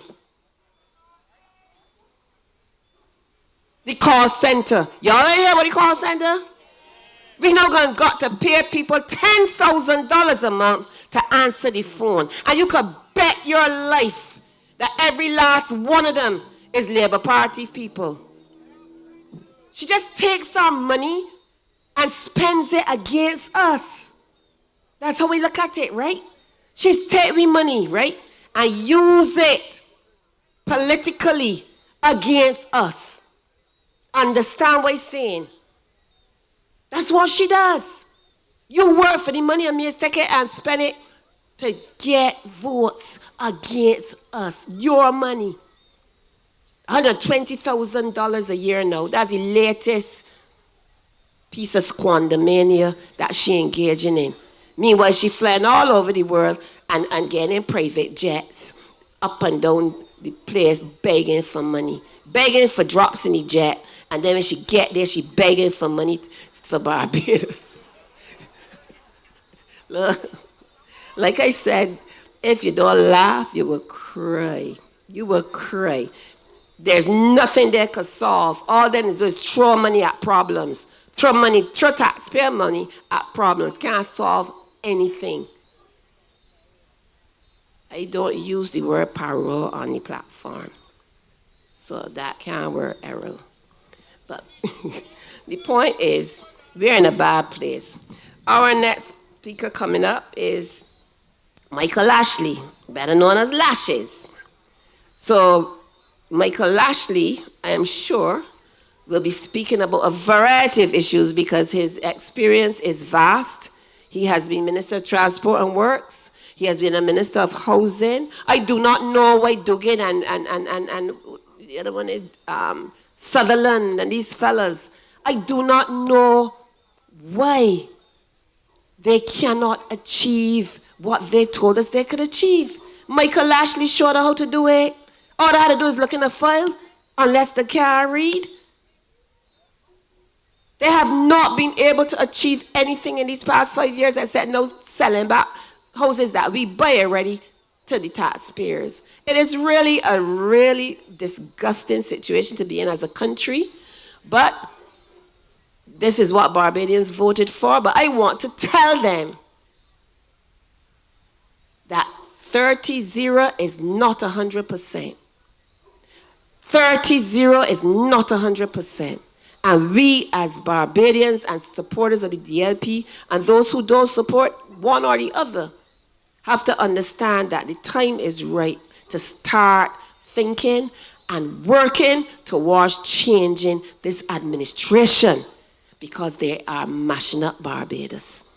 Michael, come off the phone, come. Michael Lashley, ladies and gentlemen.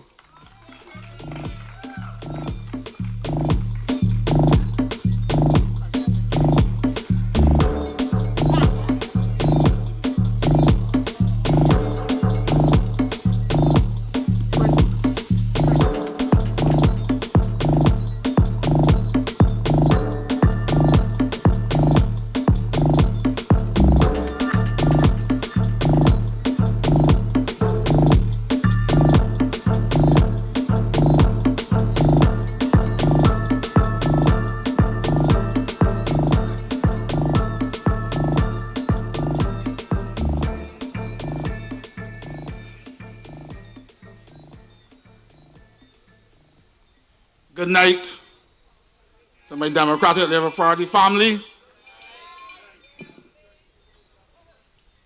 This is a crowd that I love.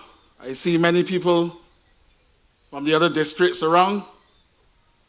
I see some Democratic Labour Party supporters that I know during my time in 2003 that I encountered.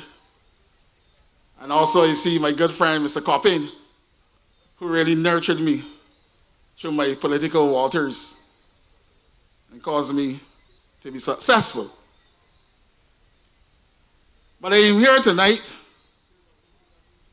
and I must apologize to the president. I was supposed to get here at 6:30,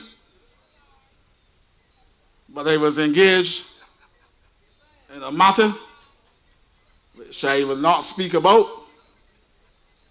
Of course, I was given the advice to the best of my ability.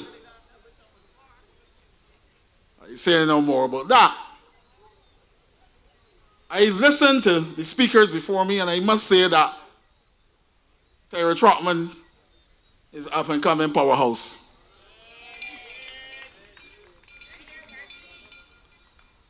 Well, I know that Rasheed will give a good account of himself, but I think that the future of the Democratic Labour Party is very bright. And wait till you hear Amoy. And I'm also pleased to, from the point of view that the legal profession is also in good hands.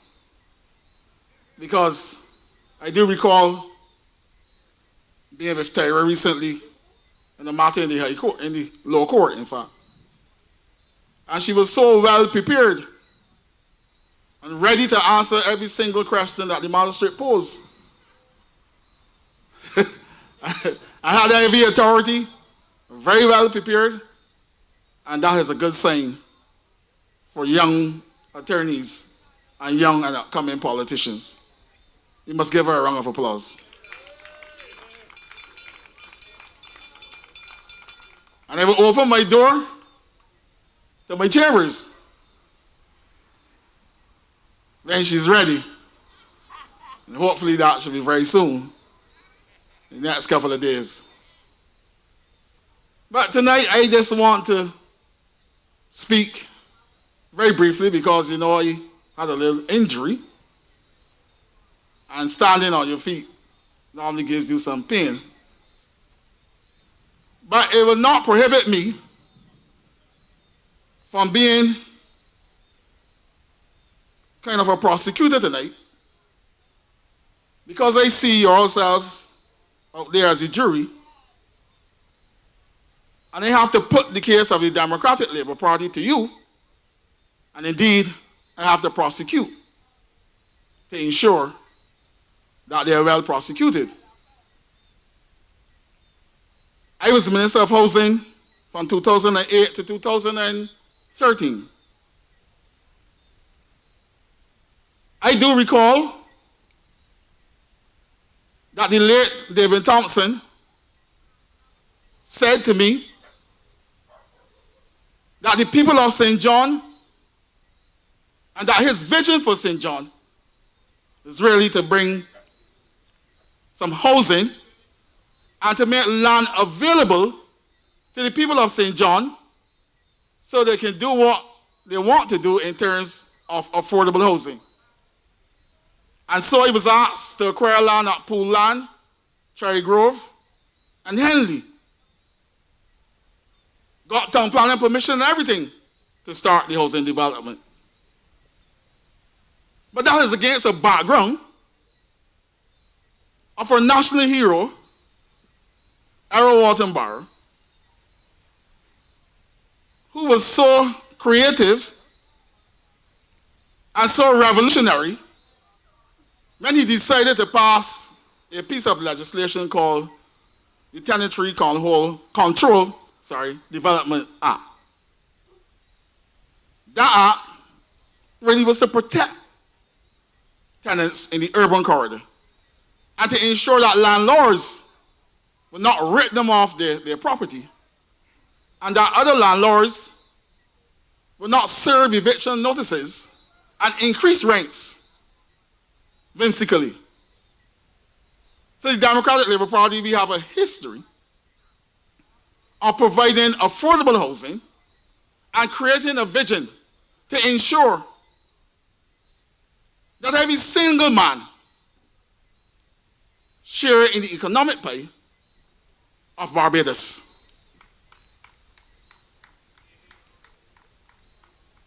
But we've had a housing program now, if you call it a housing program. from the Barbados Labour Party, and I wonder, because when you could take out at least about $29 million to bring in houses from China, and I have with me a bag with me.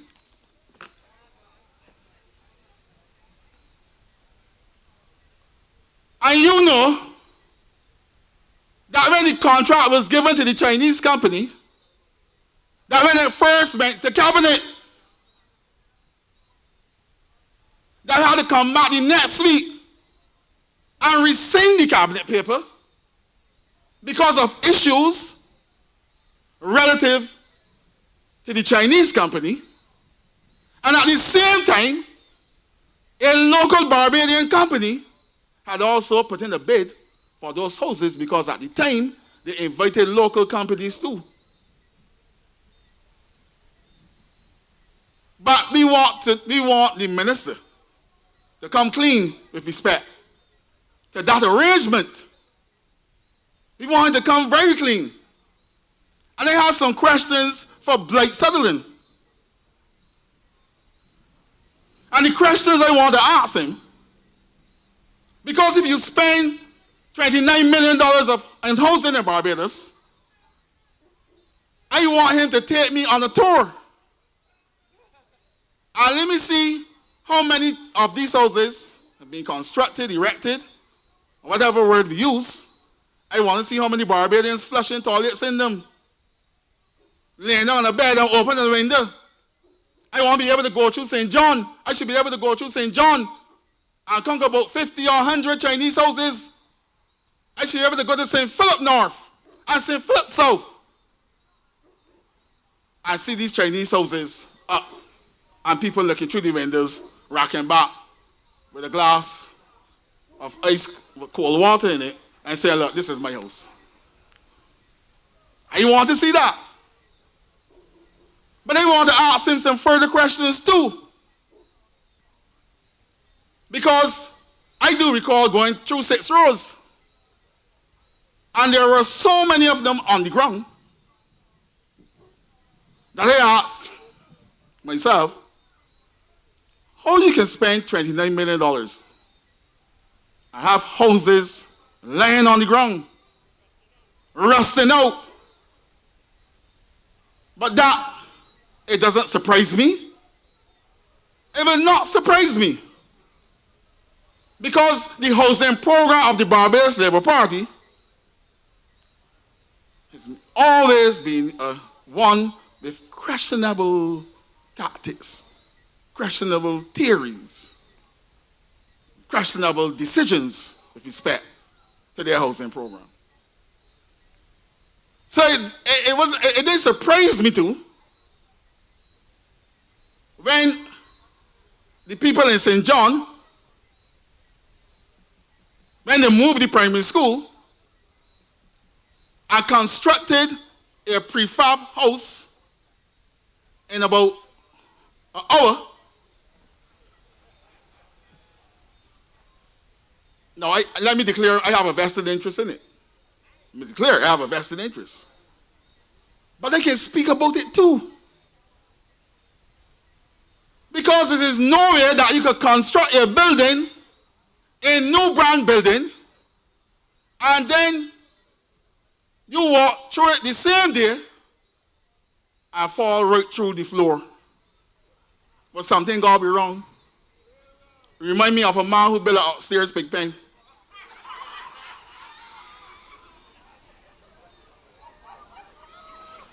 And the pig pen fall down.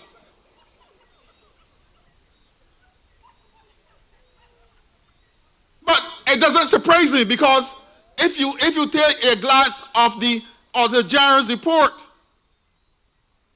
when they did a report on housing in Barbados sometime in 2006, I was in opposition at the time. And they cast an indictment on contractors affiliated to the Barbados Labour Party because you know what the Auditor General said at the time? That if you want to be a contractor under the regime of the Barbados Labour Party, you had to be somebody who visited the Parliament Yard, You have to have criminal convictions and all these kind of things. It is in the report in Parliament. So it doesn't surprise me. But I don't want to cast any aspersions on the contractor. He got the contract. And so these things happen. But, you know, I'm so glad that the Minister of Education had walked through there. You know, because it has some more damage. Very serious damage. But no, we have to treat housing in Barbados very seriously. And the Democratic Labour Party, when you look at the history of our programs, you will recognize how we treat housing in this country. But one would have thought that the Minister of Housing would have said, look, you know what? Because every single day, somebody come into my office as a result of a house fire. And you know what? The problem in Barbados now is that when the welfare refer these clients now to landlords, private landlords, the private landlords are saying, no, I'm not getting involved in that program. I'm going out of it because of the late payment, because of the damage to their property. And so you have a problem in Barbados now, where you have a crisis with fire victims and people who are put out of the houses because of some issue. But they thought that the man would have said, look, there's a need in Barbados for emergency housing. That we must acquire some land, government land, and try to construct put up these Chinese houses. Someplace for people who had fire, who had some sort of condition, who went to court and got evicted and cannot find a house in the private market with respect to the private landlords. That would be my vision as Minister of Housing. That would be my vision. Because you brought the houses in for a public purpose of housing, and that the government was supposed to subsidize them. And why not develop what we call an emergency housing market so that these people can be properly served? No, nothing so ain't happened. Nothing at all didn't happen so. But how comes the Democratic Labour Party between 2008 and 2013 that we could come up with programs such as the infilling program? We could come up with buying land in Barbados for $5 a square foot, all in Poole and Henley, all in St. Joseph and St. Philip. And this man, Drake Sullivan, is sleeping on the job. All of them, all. Well, Sonia Brown ain't sleeping no more, though. Sonia Brown ain't sleeping no more. And Sonia Brown, because I'm only here for a couple of minutes, and I want to say to you, and I recognize that our Constitution, with respect to our freedoms, that our constitutional provisions, that the right to association, the right to freedom of expression, all of those freedoms now are under threat, and that there's a climate of fear in this country, and that there's a climate of intimidation, and that you must not open your mouth, and that men in the cabinet and women in the cabinet who know full well that the policy is wrong, they are quiet like a mouse.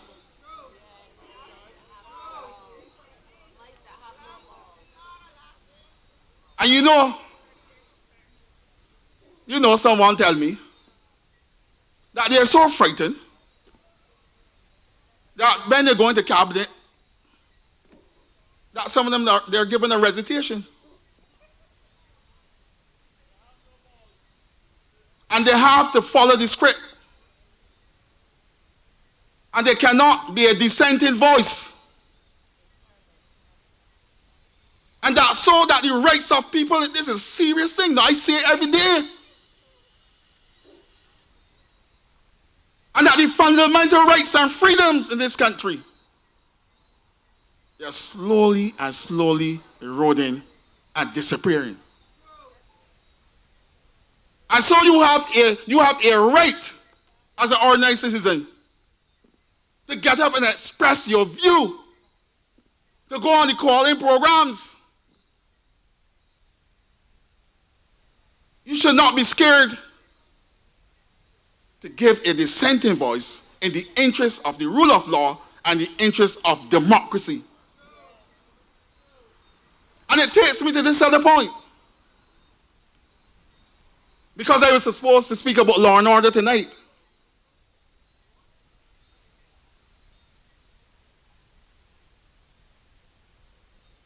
And I saw a policeman here tonight. And you know, we pass Health and Safety at Work Act. We pass the Employment Rights Tribunal. We pass a whole set of legislation historically to protect the rights of workers and to ensure that they work in conditions conducive to good health, to ensure that we have full productivity for civil servants. We decided that the police officers in this country, they have a very important role to play in terms of upholding the rule of law and law and order. And we constructed a police station at King Garden and one at Hastings. And then they put a name on it.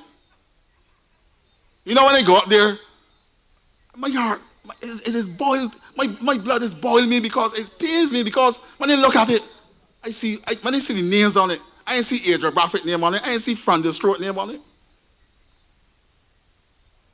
And you know, that when I left from here, that you could take up $3 million and build a monument next to Parliament, and that the officers at District C hardly got a chair to sit on. When you got there at night, so you got to fight with the bats to see your clients. No waiting room for attorneys to see their clients.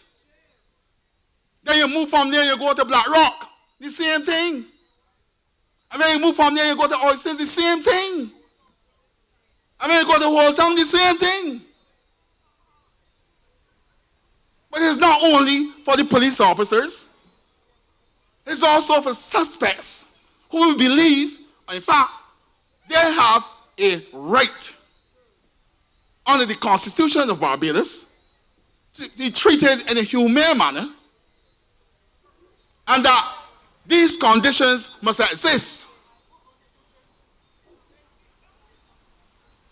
Maybe we get to that. That's another point too. But let me say this. That I want the Democratic Labour Party, that when it sit down and put its mind to legislation, when it put its mind to law reform in this country, that we look seriously at a total wholesale amendment of the Police Act, and that we have legislation similar to in England called the Police Criminal Evidence Act that governs police officers in police stations and set out conditions for suspects. And also we need to develop stations, build state-of-the-art stations so that the police officers will be more productive, and indeed that they know that there's a government that thinking about them and caring about them.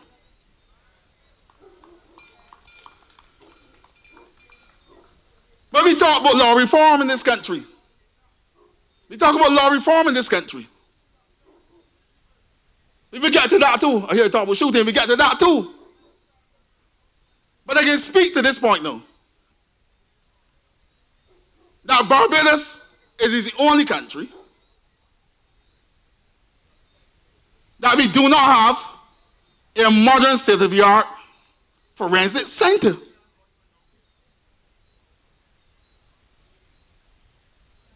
And the reason I say this, because we have this debate in Barbados about backlog, about fast-tracking the criminal justice system and fast-tracking the justice system in this country. And that when exhibits are supposed to come or that the police worked so hard. Mr. Jones, I'm glad you're here. And that vehicle be missing,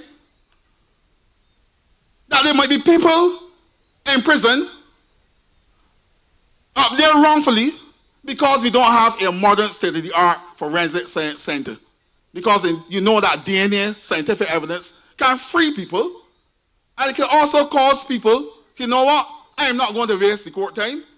I can get the DNA evidence, it is me, I am wasting the court time, I plead guilty. So we need a modern state-of-the-art forensic science center in this country. And I move further. Barbados is the only country that when a man is picked up by the police, that if you want to be a modernized country, that we do not have a public defender's office. And I want the Democratic Labour Party to look at this seriously. Let us establish a public defender's office so that Ms. Clark's son, and so that the state can be protected too for any liability, because everybody will be represented and their interests will be represented. And so, when we speak about law reform and law and order in Barbados, that a man who is the second Attorney General by the name of Corey Lane, that who developed a national peace program. Now, I can tell you straight. I'm the first person that believe that somebody who's low risk, somebody who's high risk, that we can save them. Everybody deserves a second chance. That is my view. But I have some questions to ask Corey Lane. Well, he's the Attorney General. He is the de facto Attorney General. Although he and the Attorney General, they don't talk. They don't talk. Just like Sonia Brown and the other people don't talk. In fact, it was remiss of me not to express my condolences to Sonia Brown because she lost 7 of her dogs the other day. So I express my condolences to her. But a birdie of mine, a police officer, a birdie of mine went to investigate the matter. $5, sorry, $5. $5. She gone to the dogs.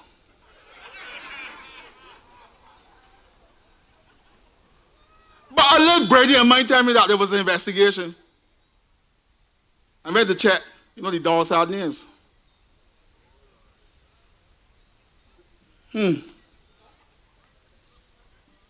One, the name I done.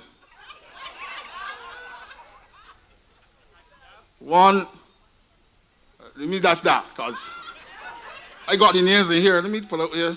One, the name, one start with a J. One start with a J and end with a E. I ain't calling it not me, I ain't getting not me and that, not me and that. I ain't know, but I understand that there's supposed to be some funeral. I ain't not getting involved in that. But I want to say this to you. That the Democratic Labour Party must put itself in a position where we can go to the people with these proposals. And that if he's speaking about law reform, that we must come to them with meaningful proposals too. No, I'm talking about TV. They be going to the people, be going in the villages. And we go and say to them, look, this is what the Democratic Labour Party agenda for law reform is. This is what the Democratic Labour Party agenda in terms of a land policy should be.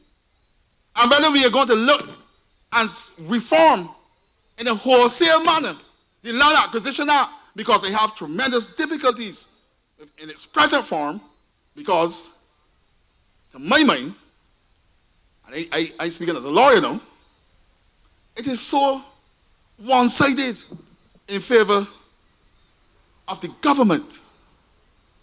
And that the landowner rights are not fully protected. And the reason I say that the landowner right is not protected, because many people in Barbados, and I can speak even about the Miss Ram case,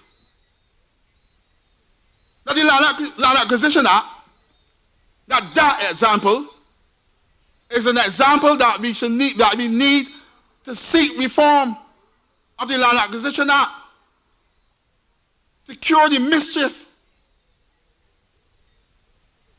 Because there is a constitutional right that if you acquire my property, that I must be paid compensation in a reasonable time thereafter. And if you acquire it for a public purpose, that the public should benefit from it. And that the public rights should be protected. And so we have to look at the Land Acquisition Act in a way that we must balance the interests of both parties. Yes, we respect the constitutional rights of property owners. And we understand that the government needs to develop its agenda. But in the middle of that, we must understand that also the constitutional rights should be protected of property owners. And so this whole slew of pieces of legislation that they have issues with, and I hope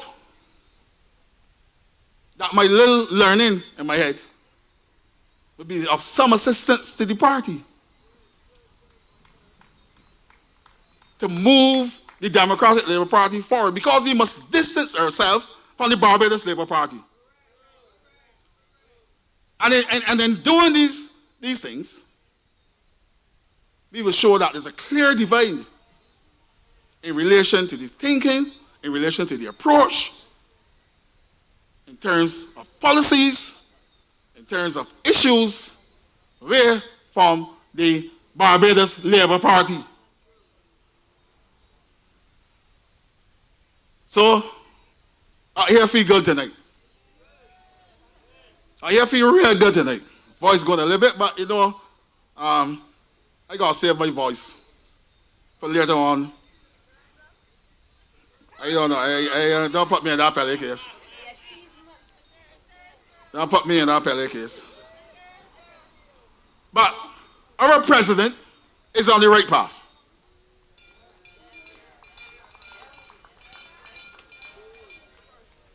And that the Democratic Labour Party, that everywhere you go, people are asking for the Democratic Labour Party to settle down. And they begging and pleading with members of the Democratic Labour Party to settle down. To let us come together. To let us join hands with one another. Because we have a journey to complete. We have a journey to complete for the underprivileged. We have a journey to complete for the voiceless. We have a journey to complete for the downtrodden. We have a journey to complete for the disadvantaged. And more particularly, those young people out there. Because when they look at their future, it is a very dark future. And we need to come together as a party. We need to meet in the villages, in the districts, all over Barbados. And let us get our army of soldiers together. Let us hit the ground. Let us bring this Democratic Labour Party into the hearts of Barbadians. Because the government is there for the taking. And we must do right. We must do right. And I know that the people are disappointed because in 2018, they were promised that there will be better roads in Barbados, that potholes will be a thing of the past, that the health service would improve, that the transport system would improve, that the education system would improve, that all the social services will be improved, and that all will be so sweet in Barbados, and that you all have nothing to worry about because we have diggers. But lo and behold, that when we were attacked about our transportation policy in Barbados, and that when we decided because of the unavailability of buses that we are going to develop something called the taxi project, and that when the same transport board that we decided, look, you know what? We must look towards the ban of electric buses. We must look at modernizing the transport system, public transport system in Barbados. But you know, that when we look at the service today, that today,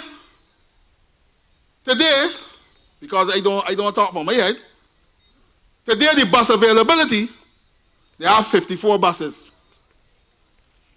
54 buses to service the whole of Barbados. And we are supposed to be so incompetent. You imagine 54 buses? And you bragging about Barbados. That, oh, this is the best cabinet. Oh, we have the best prime minister. We have the best minister of transport.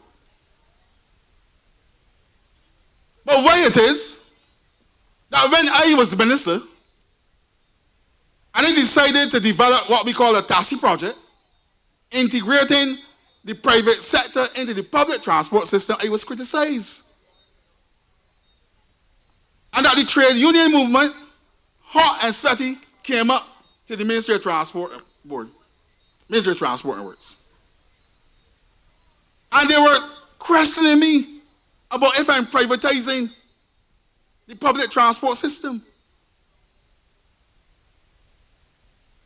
But lo and behold, and I had to say to them, I said to them, that what we are developing is a pilot system to see how it will work, and thereafter, we will fully integrate it based on the results. As Steve will tell you, you know, if I was the Minister of Housing and they wanted to bring in the Chinese houses, you know the Permanent Secretary tell me, Minister, let us do a pilot project. Let us do a pilot project. But this pilot project, you know, then things of the past. But you're going to rake up the taxpayers' money and bring some houses and throw them in 6 Rose Yard. On the grass, rusting out. But they go back to transport. Because I support the integration of the private sector, but it's already there. It's already there already, but not formally. But we decided to create a formal framework to bring them into the system of public transport. But every single policy that they carry out has failed.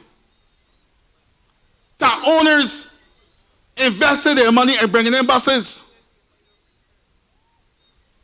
And when it comes to the payment of money, can't get paid. Can't get paid. But you can have, because what happened, this bag is so big that documents normally fly out the air and drop in this bag.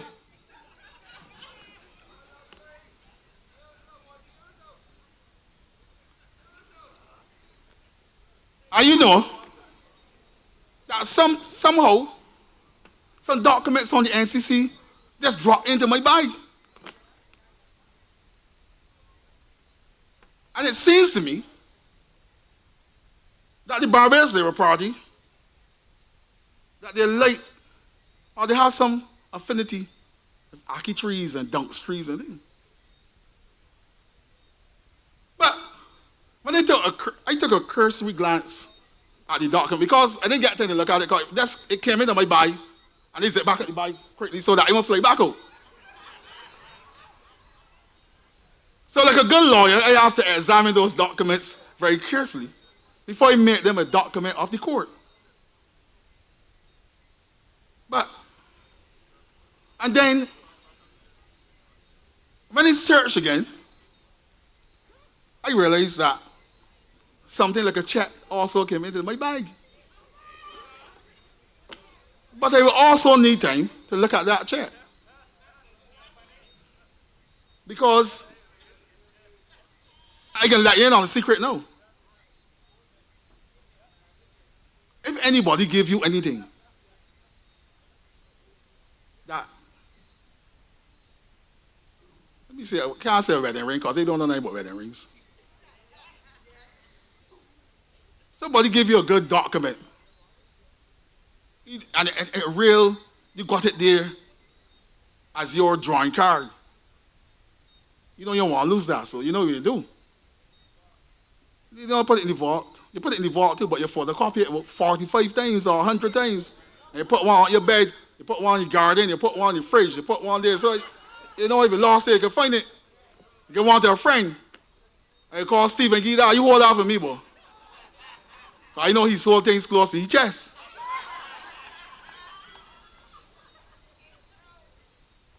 But no, it's not the time for checks. No, it's not the time. No, it's not the time.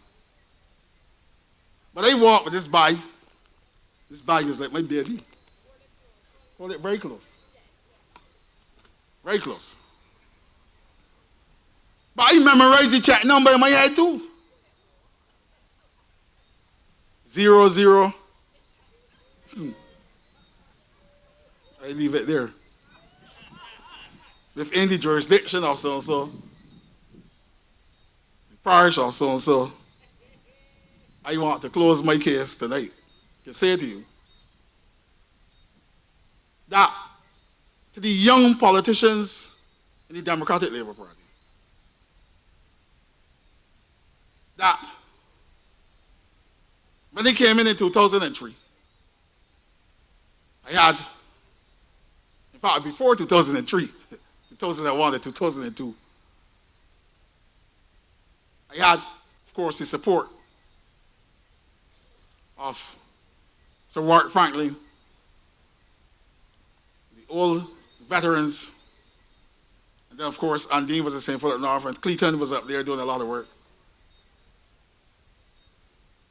That you must not believe or take it for granted that a seat is so easy to win. That is so much hard work. It is so much dedication. And you have to hit the ground. And you have to have a cause to fight for.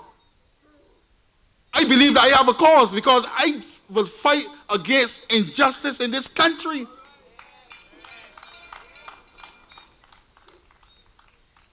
And that they will stand up.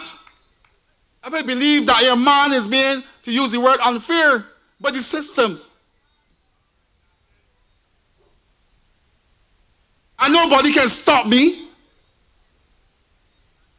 And nobody can come against me with any foolishness. I will respect you. I will respect you. But I believe that you must also give me due respect too. And so that is why he started out by saying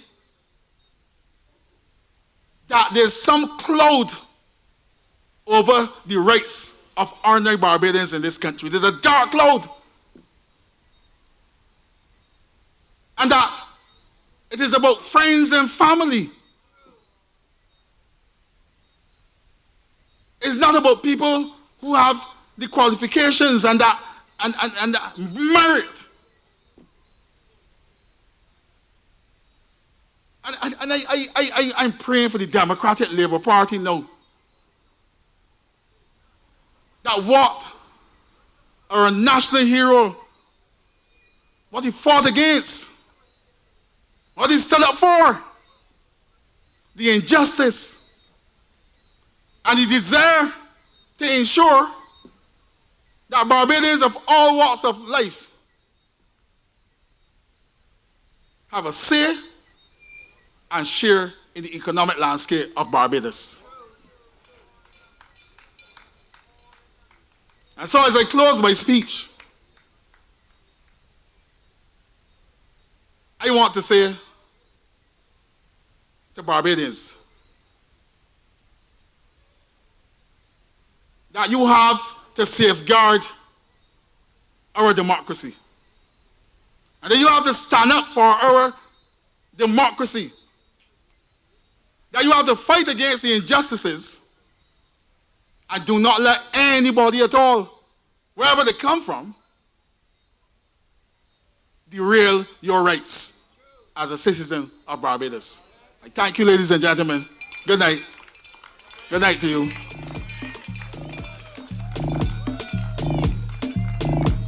I can't dance, I only got one foot.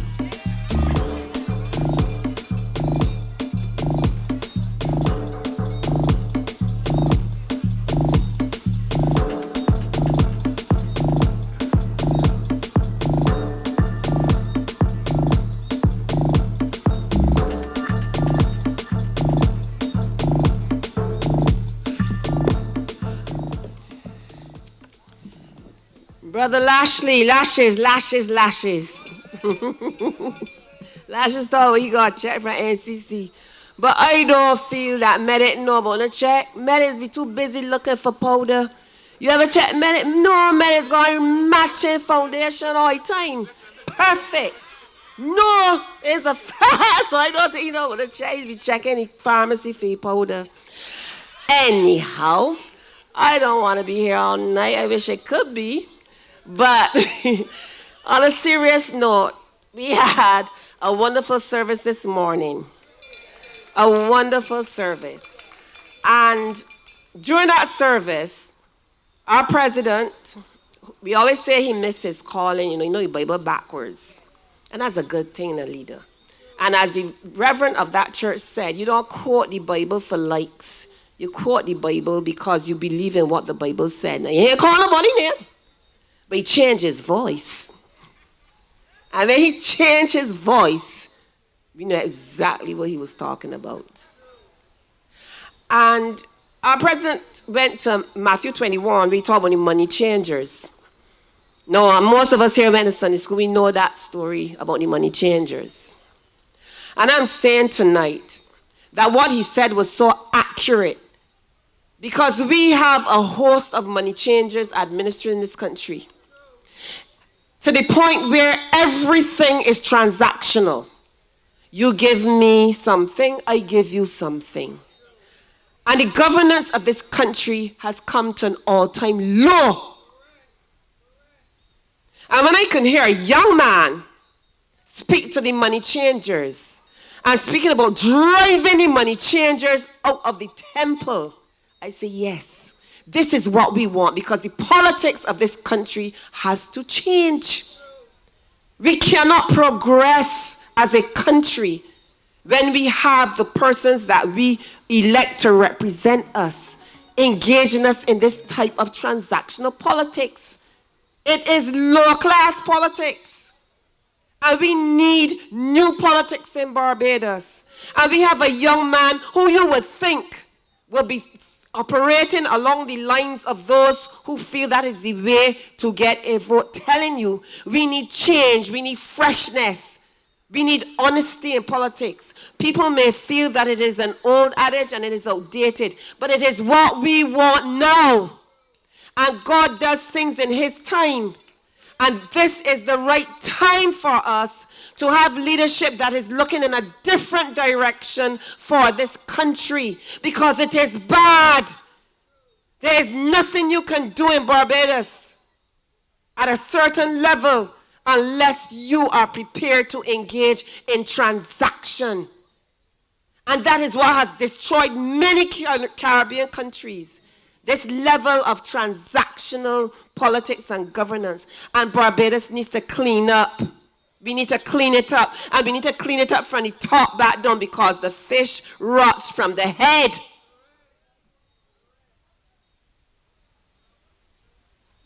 And when we recognize that, we have to move towards working for change.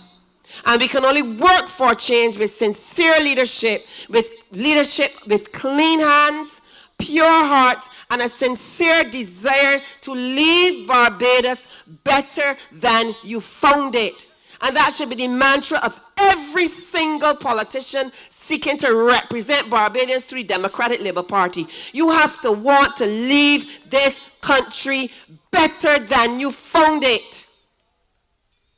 And once we stick to that mantra, there is no way that any rational Barbadian can say no. And that charge will be led by Ronnie Yearwood. I tell you so tonight. It will be led by this young man who has, as I said, clean hands, a pure heart, and a desire to see his child grow up in a Barbados that is better than he found it. Ladies and gentlemen, I introduce to you Dr. Ronnie Yearwood.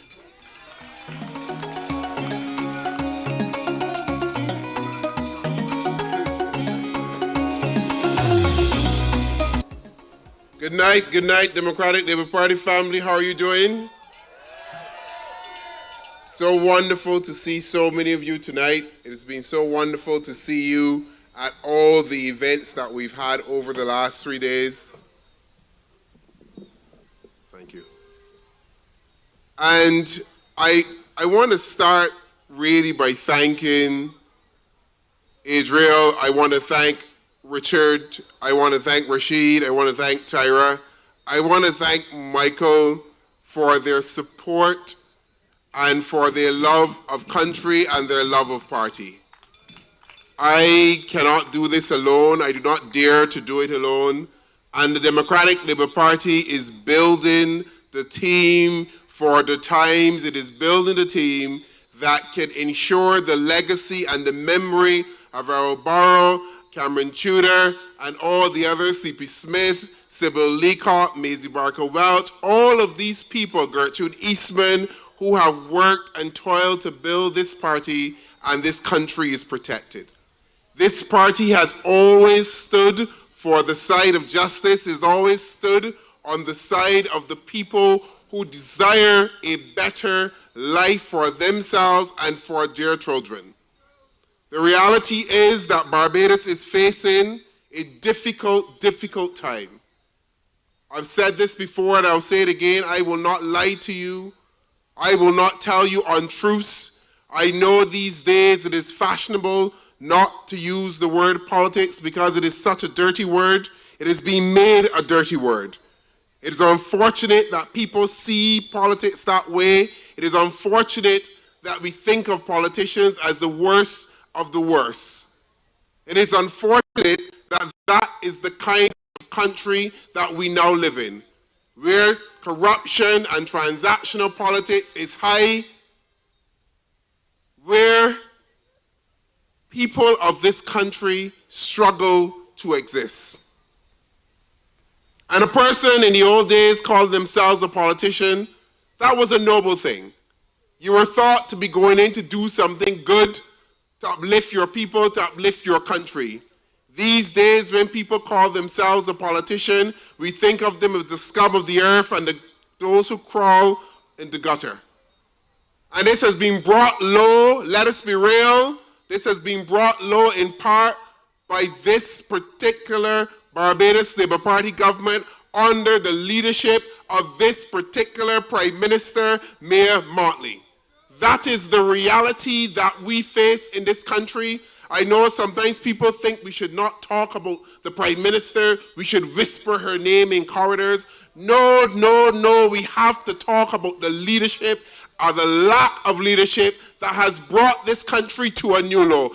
That is just the reality of where Barbados is. You are not struggling. You are not facing hardship. You are not going through hard times. Your roads are not being paved. You're not paying $400 million in fuel tax, but still can't get roads. You're not waiting 5 days in the QEH corridor before you see the doctor. You're not having access to justice because we have a good government. We have a bad government. That is just the reality of where we are, and we probably have the worst government in the history of governments of this entire country. And it is time that we recognize that. It is time that we say that. It is time that we understand that this particular government, this particular set of ministers cannot run this country. They cannot lead Barbados, and they are the worst of the worst. They are incompetent. Beyond incompetent. I ain't going there. You're there by yourself. I can't use them kind of words. I will leave that to you. They are incompetent.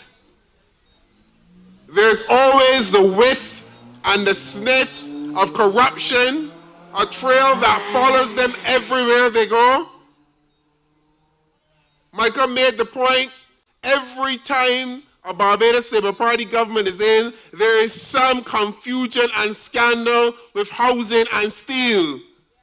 Every single time they're in, there's some confusion over incomplete roads and misallocation of money when it comes to roads.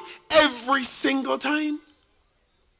You tell me you can't build one school and your attempt to build a prefab school and people falling through the door?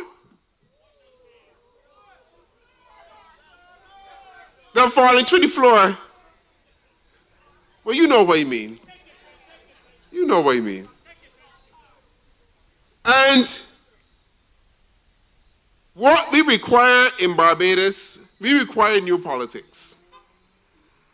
Because they always say the Democratic Labour Party, we complain, and we don't come with the answers. So I gave you an answer tonight.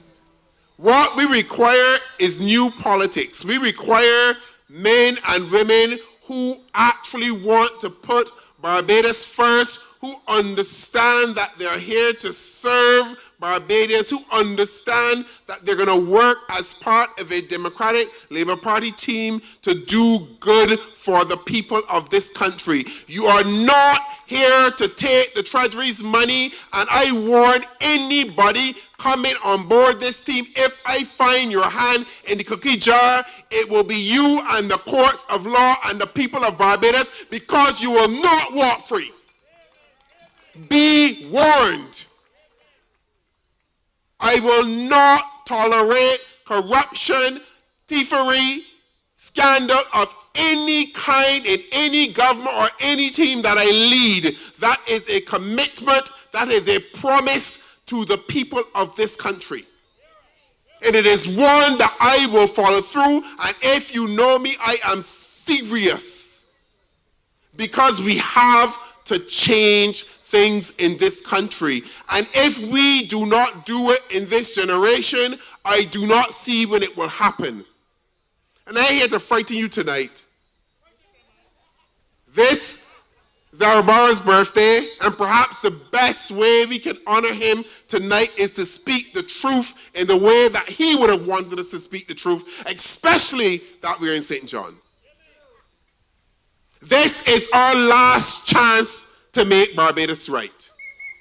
And I am not sure if we do not do it this cycle, if we will ever be able to break the cycle of corruption and thievery and family and friends and favoritism that is holding this country back. I am not sure we will be able to break the classism and the colorism that is holding this country back. I am sure we'll be able to break the titleism and the fact that you come from the heights and the terraces and somebody come from a pool that you feel you better than them. Because you are not. And let me tell all y'all something tonight. The Barbados that we in the Democratic Labour Party will build will be a continuation of the equity and the justice that Errol Barrow and that super team wanted for you. It is to break the chains of poverty. It is to break the chains of ignorance. It is to uplift you, and it's to educate you, and it's to make your life better. That is what we have to do. I have made a commitment all of my life to serve. All of it. And I expect anyone that joins my team will make that same commitment. And if you cannot make that commitment, do not come. Go and join the other side, because all them out there want is transactions and money. And if that is what you're about, go over there. If you want to help the people of Barbados, like these brave young people, the Rasheeds and the Tyra and the Amoys, and you recognize that you have a calling in here, you step on board this ship. Because we serve the people of this country. We are here to build the table from which they can come to feast. We are not here to feast at the table and hand crumbs down to them. We are here to pull up a chair, and if there is not a chair, we will build the chair for them. And if there's nobody to build the chair, we will learn to build a chair. Because every single person, boy, girl, man, woman in this country must have a chance of success. They must have a chance to make their lives better, to make their lives whole and be somebody, be something. And that something or that somebody should never be attached to your family name. It is not about where you come from. It is about where you're going and what you can offer to this country. I will apologize for a voice fall because I've been having a little roughness of my voice over the last week or so. So if it drop in and drop out, please forgive me. And we can make the change that we need to make. It's possible. And we have to. We have to make the change for our children. We have to make the change for the future. Somebody has to decide, I am the growing up in this room. I will not tolerate the thievery. Because when you thief the money, that means the road here can't get due. And the back road that is going to come up Horse Hill and come up Cotton Tower Road ain't going to get due. And the school next door going to get shut down because you didn't do the school inspections. And somebody going to fall through a crack because you ain't spending the money or you gave it to somebody else. Or you're going to build a community center in Bathsheba for who? By giving somebody the contract that they sit on the same sports center board. Really? That's how we do things in Barbados now? And you parading about, flying about on every single plane that you could get on, every single conference, every single speaking engagement, and you going about, oh, the Prime Minister of Barbados, climate change. Yes, climate change is important, but I want my road fixed though. I don't want the mall in my school, and I don't want to wait 5 days in QH to that. Those are the realities. Focus on the priorities that are for the people of Barbados, and that is what a Democratic Labour Party government will do. Back to basics. We will fix your roads. We will make sure your schools are clean. We will give your children the opportunities to learn. We will fix the QH. We will ensure clinics have resources. Nurses and doctors shouldn't got to buy toilet paper in clinics and go and buy their own plaster. Or when you go to the clinic, the blood pressure machine ain't working. Basic things, but you parading about the place. We can do better in this country, but we can only do better when we accept that we're going to have to be different. Let me explain what I mean. They're going to call you all sorts of names. They're going to call one of yard fowls. They're going to call one of every kind of thing. They're going to curse one on social media. They're going to curse one in the face.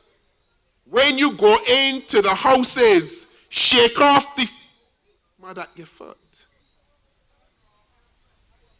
Shake it off. And go to the next one. And go to the next one. because we are on a mission to change this country. We are not just doing politics anymore.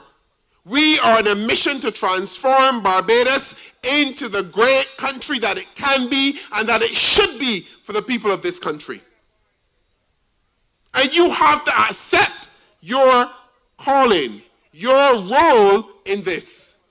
You have to accept that you have to be called to serve the people of this country.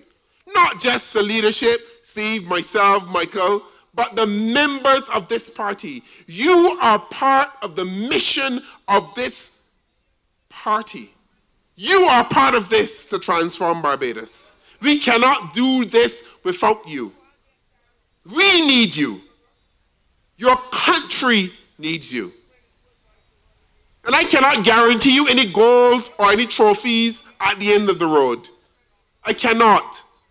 And I will not pretend to tell you there are any gold trophies or big rewards. The rewards will be that you will live in a country that is safe, prosperous, and good for you. That is the reward. That is what we can guarantee. And you know, some of us, and the priest said this morning, I want to echo it here. Some of us are content to just ride along. You know, some people can get on the bus, they can say, man, this bus like it going somewhere, let me get on it. But they're not committed to the destination. But we need commitment. We need you to be part of the DLP.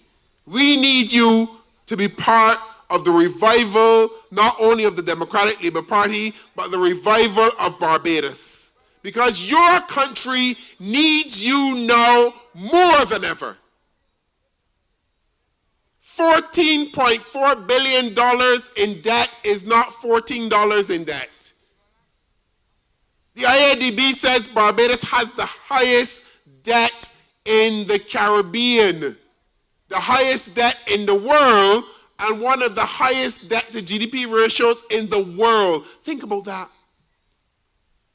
260,000 people, $14.4 billion in debt. And the other day, another $100 million to build a boardwalk along the South Coast that nobody want. Why you would take $100 million to build a boardwalk? Who getting the contracts to build the boardwalk? That's $100 million that could be used for something else. Fishermen can't get fish from the sea, but you put it on a boardwalk? How about helping to rejuvenate the reefs, though? How about helping them to get the fishing start up? But you going to tell us, as a prime minister, that you care about the people of Barbados? That you understand the needs of the people of Barbados? Rubbish. You do not understand anything about the people of Barbados. I am here to say the Barbados Labour Party is not only the worst government that we've had, they're the most uncaring government that we have ever had in this country.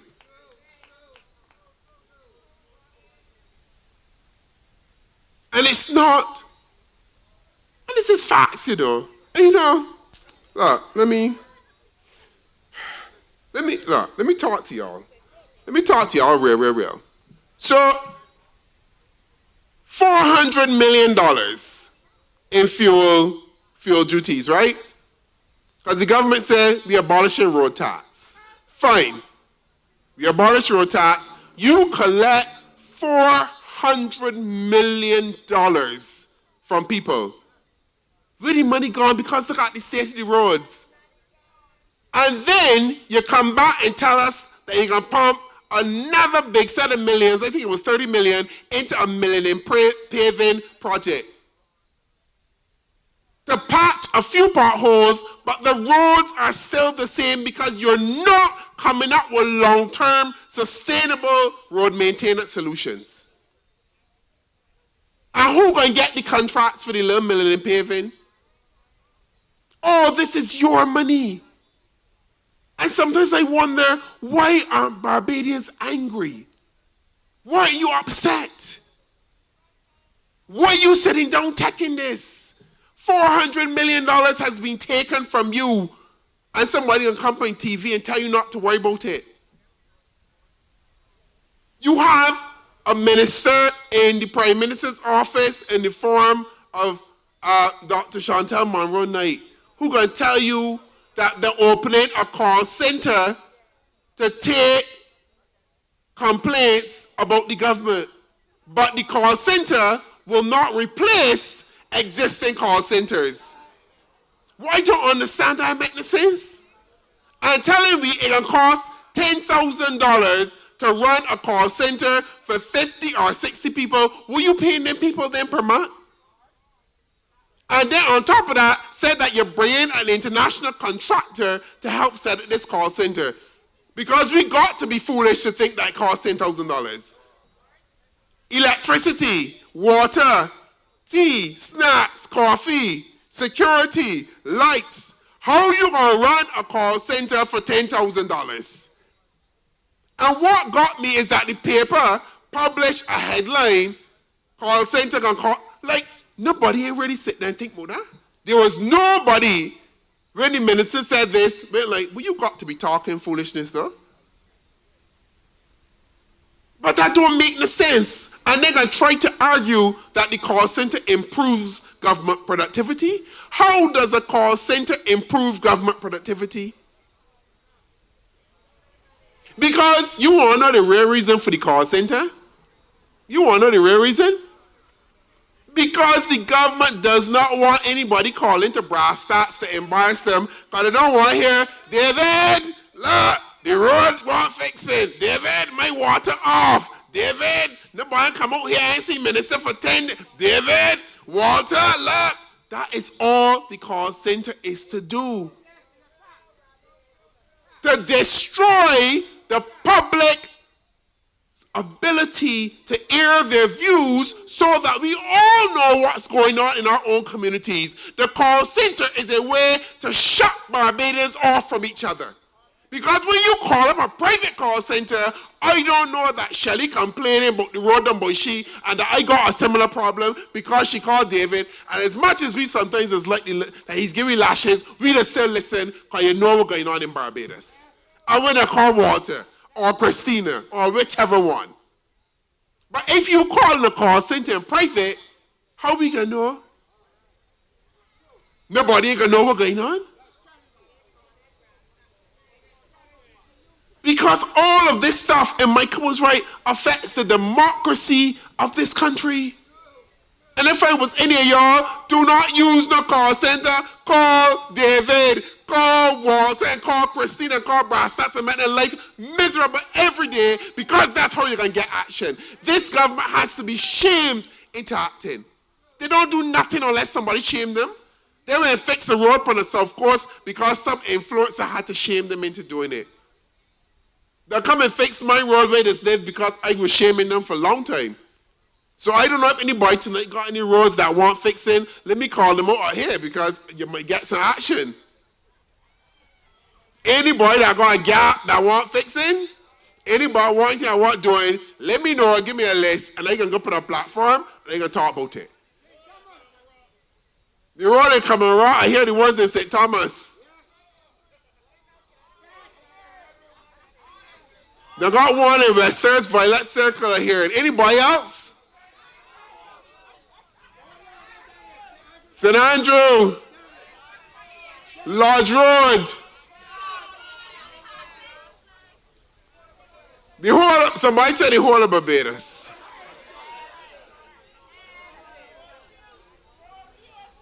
Oh Lord, don't talk about Roadview. When you come to that Roadview Road, Jesus just feel like you're gonna vomit.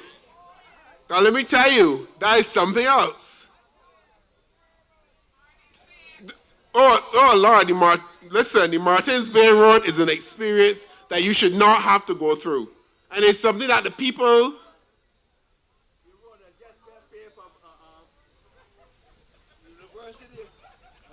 Highway 1.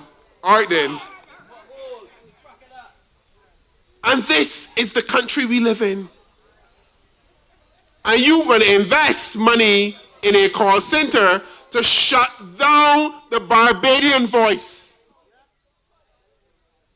When the Barbadian voice should be given space.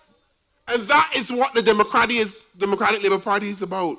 To give your voice space, to allow you to be able to get your views out there. Because this call center is foolishness. And I would like them to explain who get the international contract, who train the people for the call center, and who get any money.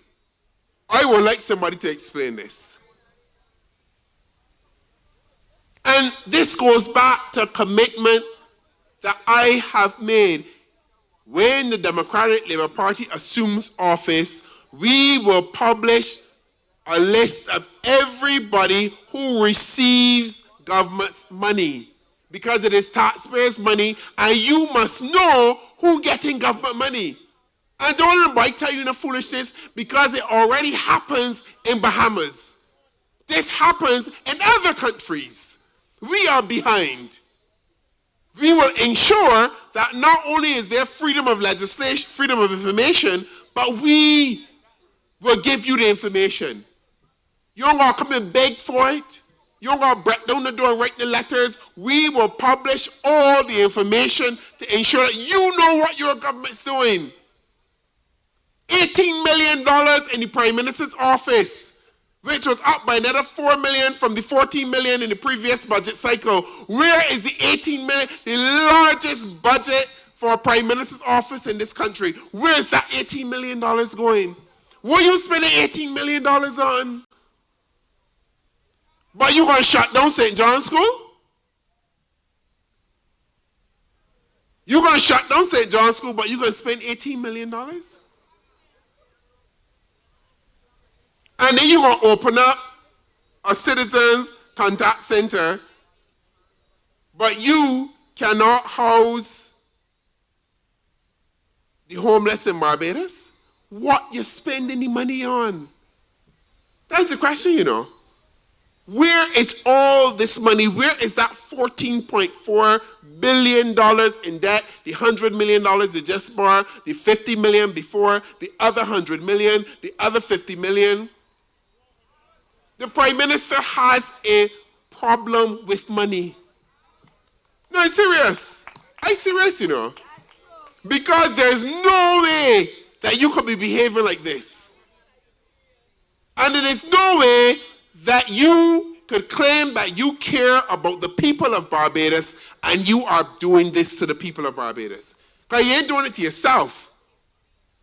Because come tomorrow, I bet you bottom dollar, if the Prime Minister out of office, she can be all right. She can be very much all right. But it's the people in St. John that ain't going to be all right. Because they're going to left with the unfinished project and the housing project. They're going to left with the unfinished roads. The St. John's School going to still be closed. It's the people in this country that will not be okay. I ain't worried about 1930 in Parliament. They're filling them belly. They're filling them bellies and them bags. But as I said in St. Andrew, you can only live in one house, you can only wear one pair of shoes, and you can only wear one suit. I don't understand it. Maybe I'm from a different place, because I don't understand the need for the greed.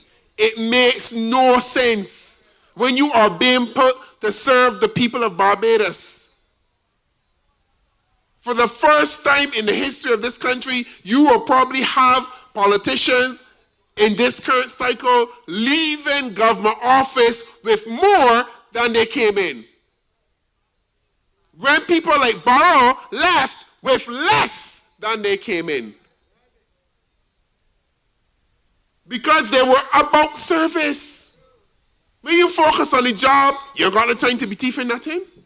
You don't have time to be worried about a contract because you want a little side piece. Because you are there to do the job for the people of Barbados. That is just what you're there to do. And let us understand that this government is all about this government. That is just the reality. You know, Michael talked about the housing project there with Dugard. And after we gave some lashes last week, he came in the paper and said he will not explain anything. He has nothing to explain to the people, and he ain't answering the questions. So let us understand something here. You spent $29 million of Barbadian taxpayers' money on a housing project, importing houses from China when you're going to import houses from Guyana for about $60,000 to $80,000. You spent $29 million. You couldn't put up the houses, the 150. Now you're trying to sell them back to the people that were supposed to get them for free. Nobody knows which hurricane victims get the houses or ain't get the houses. And then you got the gall to tell Barbadians that you don't got nothing to answer for and that you aren't talking to them. After spending our $29 million in your money, how do you spend $29 million and you are not accountable for it? Something got to be wrong. And you feel that you can walk about like normal. That ain't like 29 and you don't care? Then you got another one trying to open a call center to do the job that they should be doing because they're afraid of facing the people of Barbados. They're afraid of doing this. They're afraid of knocking on the door and getting told what they're supposed to be told. They're afraid of listening to the calling program and getting links. I know it's Get Lake Spring calling program, that's all right.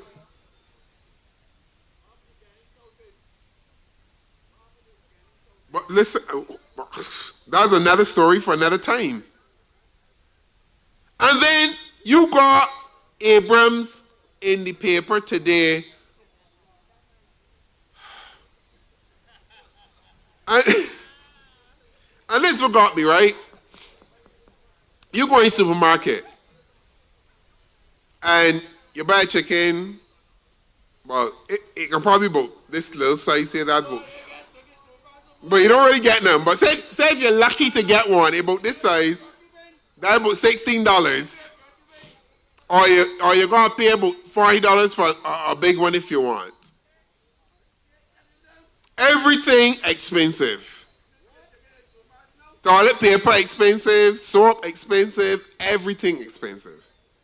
Then you have Abrams trying to convince us in the paper today that they're replacing all the government vehicles at this particular juncture when people in Barbados literally cannot eat. People can't pay the rent. And you are taking money to replace the vehicles for the Prime Minister and all the ministers because you're talking about you buy electric vehicles. Because that is your priority for the people of Barbados. That is your priority for the people of Barbados. When people here are barely surviving, you are taking government money to buy new vehicles to drive boat pun.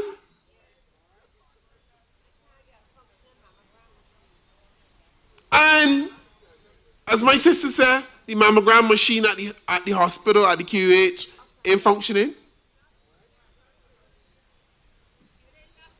So you are spending money to put, I'm going to use the bad words, to put you, whatever, on a soft cushion to drive boat, while women in Barbados are at risk of breast cancer because your priorities are not to take that money to invest in machines at the QH. And I want you all to think about these things and make this connection about this government.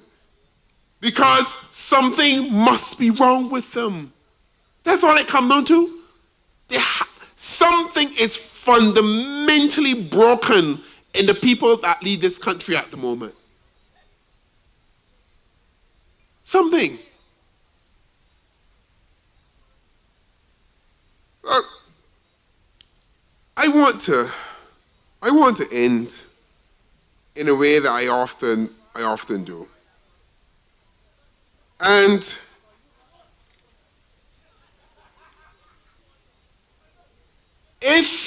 this government really cared about the people of Barbados, it would not be doing the things that it is doing. This government is deceitful, it is wrong, and you cannot claim that you care and you love this country when you do the things that you're doing, when you have the debt levels that you have raised, when you treat Barbadians and even children in the way that they're treated. There is no way that a school has continuous problems with mold and it is not corrected and you say that you care about the people of Barbados. Now, I have called for new politics, and I'm serious about that. And I would say, I need 10, let me start with 10. 10 righteous, good men and women, and we can save this country. 10, that's all you need to know. 10, give me 10. Let me start with 10. 10 righteous men, women, and we can save this country. Because there's a need to do things differently. And if we do not draw that line, if we do not stand up and say, today is that new day, today is that day when we will be different, and it is okay to be different. It is okay not to be corrupt. I know it sounds weird. It is okay to come into politics and actually, in your heart, just want to do good things for people. There's nothing wrong with that. That's the way it should be. It is okay to want to serve your country and do it well and go sleep at night at your home with your wife and not 10 other women. That's all right. Nothing wrong with that. You ain't a soft man because you got with your wife. You're a real man. It's okay to have a marriage and hold it together and fight for it. That is okay. It is okay to raise your children right and decent and expect them to walk in the way and the light. That is okay. It is okay to visit your mother on Sunday and call she and tell she you love. That is okay. It is okay to care for your neighbor. That is okay. It is okay to want good for your friends and your family. When did these things become problematic? When did we become a harsh, ill-tempered society? You're going someplace and you brush somebody. Will you touch me for? It is okay to want good for this country. You're not a soft man because you want good. You're a real man. You know what real man is do? You just feed your family, you just protect your communities, and you look out for the people around you. That is what real men are about. And that is what we require in politics. Real men and real women, not pretenders. We don't want the pretenders, but here, if you want me faking it and flamming it, do not come into politics. Fake and flam somewhere else. Because it is okay to be serious. What the hell is wrong with being serious and wanting to do good? Why should you pretend to be less than you are to satisfy who? Why should you debase yourself to get what? You should be able to rise and bring everyone along with you. That is okay. It is a time when we used to have standards in this country.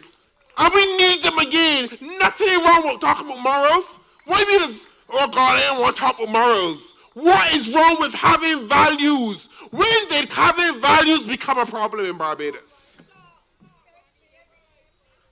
When doing the right thing became a problem in this country? When did it become problematic to stand up for the good? When did it become problematic to say, I want to build a good society, I want my people to walk in the light? When was that a problem? Something is wrong wrong.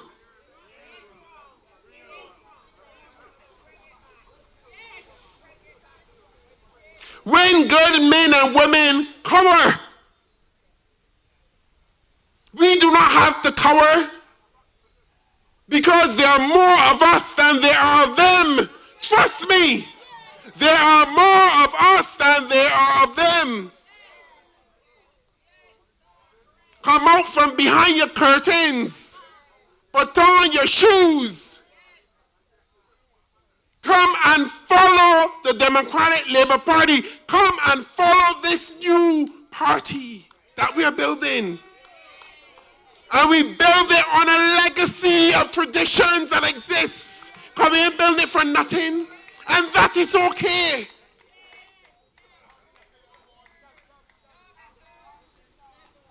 When did it become problematic to want to do something right?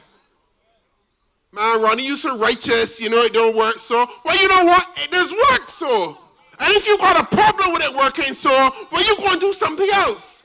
Because I will not change and I will not debase myself. You will rise. I am not rising down to you. You will rise up.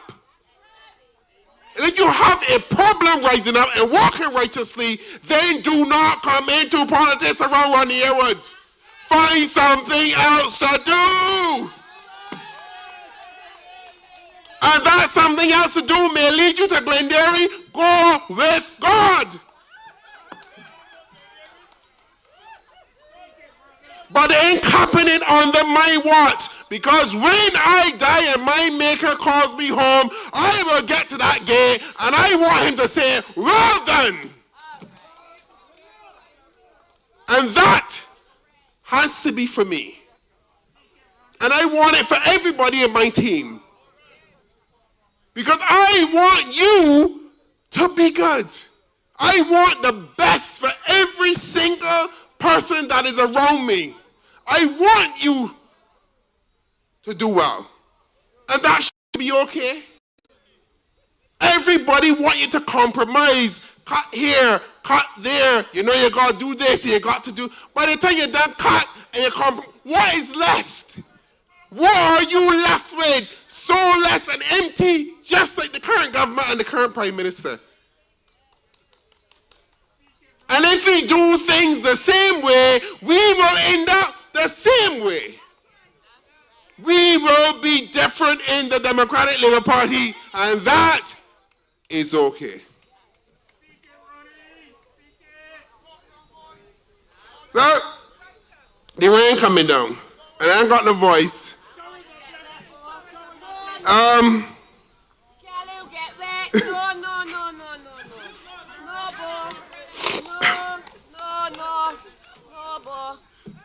Thank you. I want to tell you really tonight, I think tonight is the rebirth of the Democratic Labour Party. I think what we saw tonight was that blend of old, that blend of new, that blend of experience, that blend of youthful exuberance. If we can replicate and do what we did tonight over and over and over again, we are back. The Democratic Labour Party is on its way. Join this train. It is okay to be a member of the Democratic Labour Party. Good night, ladies and gentlemen. I'm gone.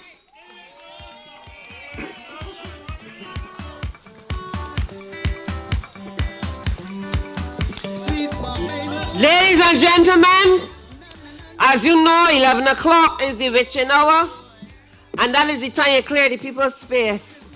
We had a very good evening. We had a very good weekend of celebrations, and I thank Ronnie for delivering tonight, giving you the message that we need to go forward. Clean hands, pure heart, and a commitment to this country and its people. Get home safely, get out the weather, and make sure that you're with us on our next stop, because we're carrying this message to Barbados. Thank you once again.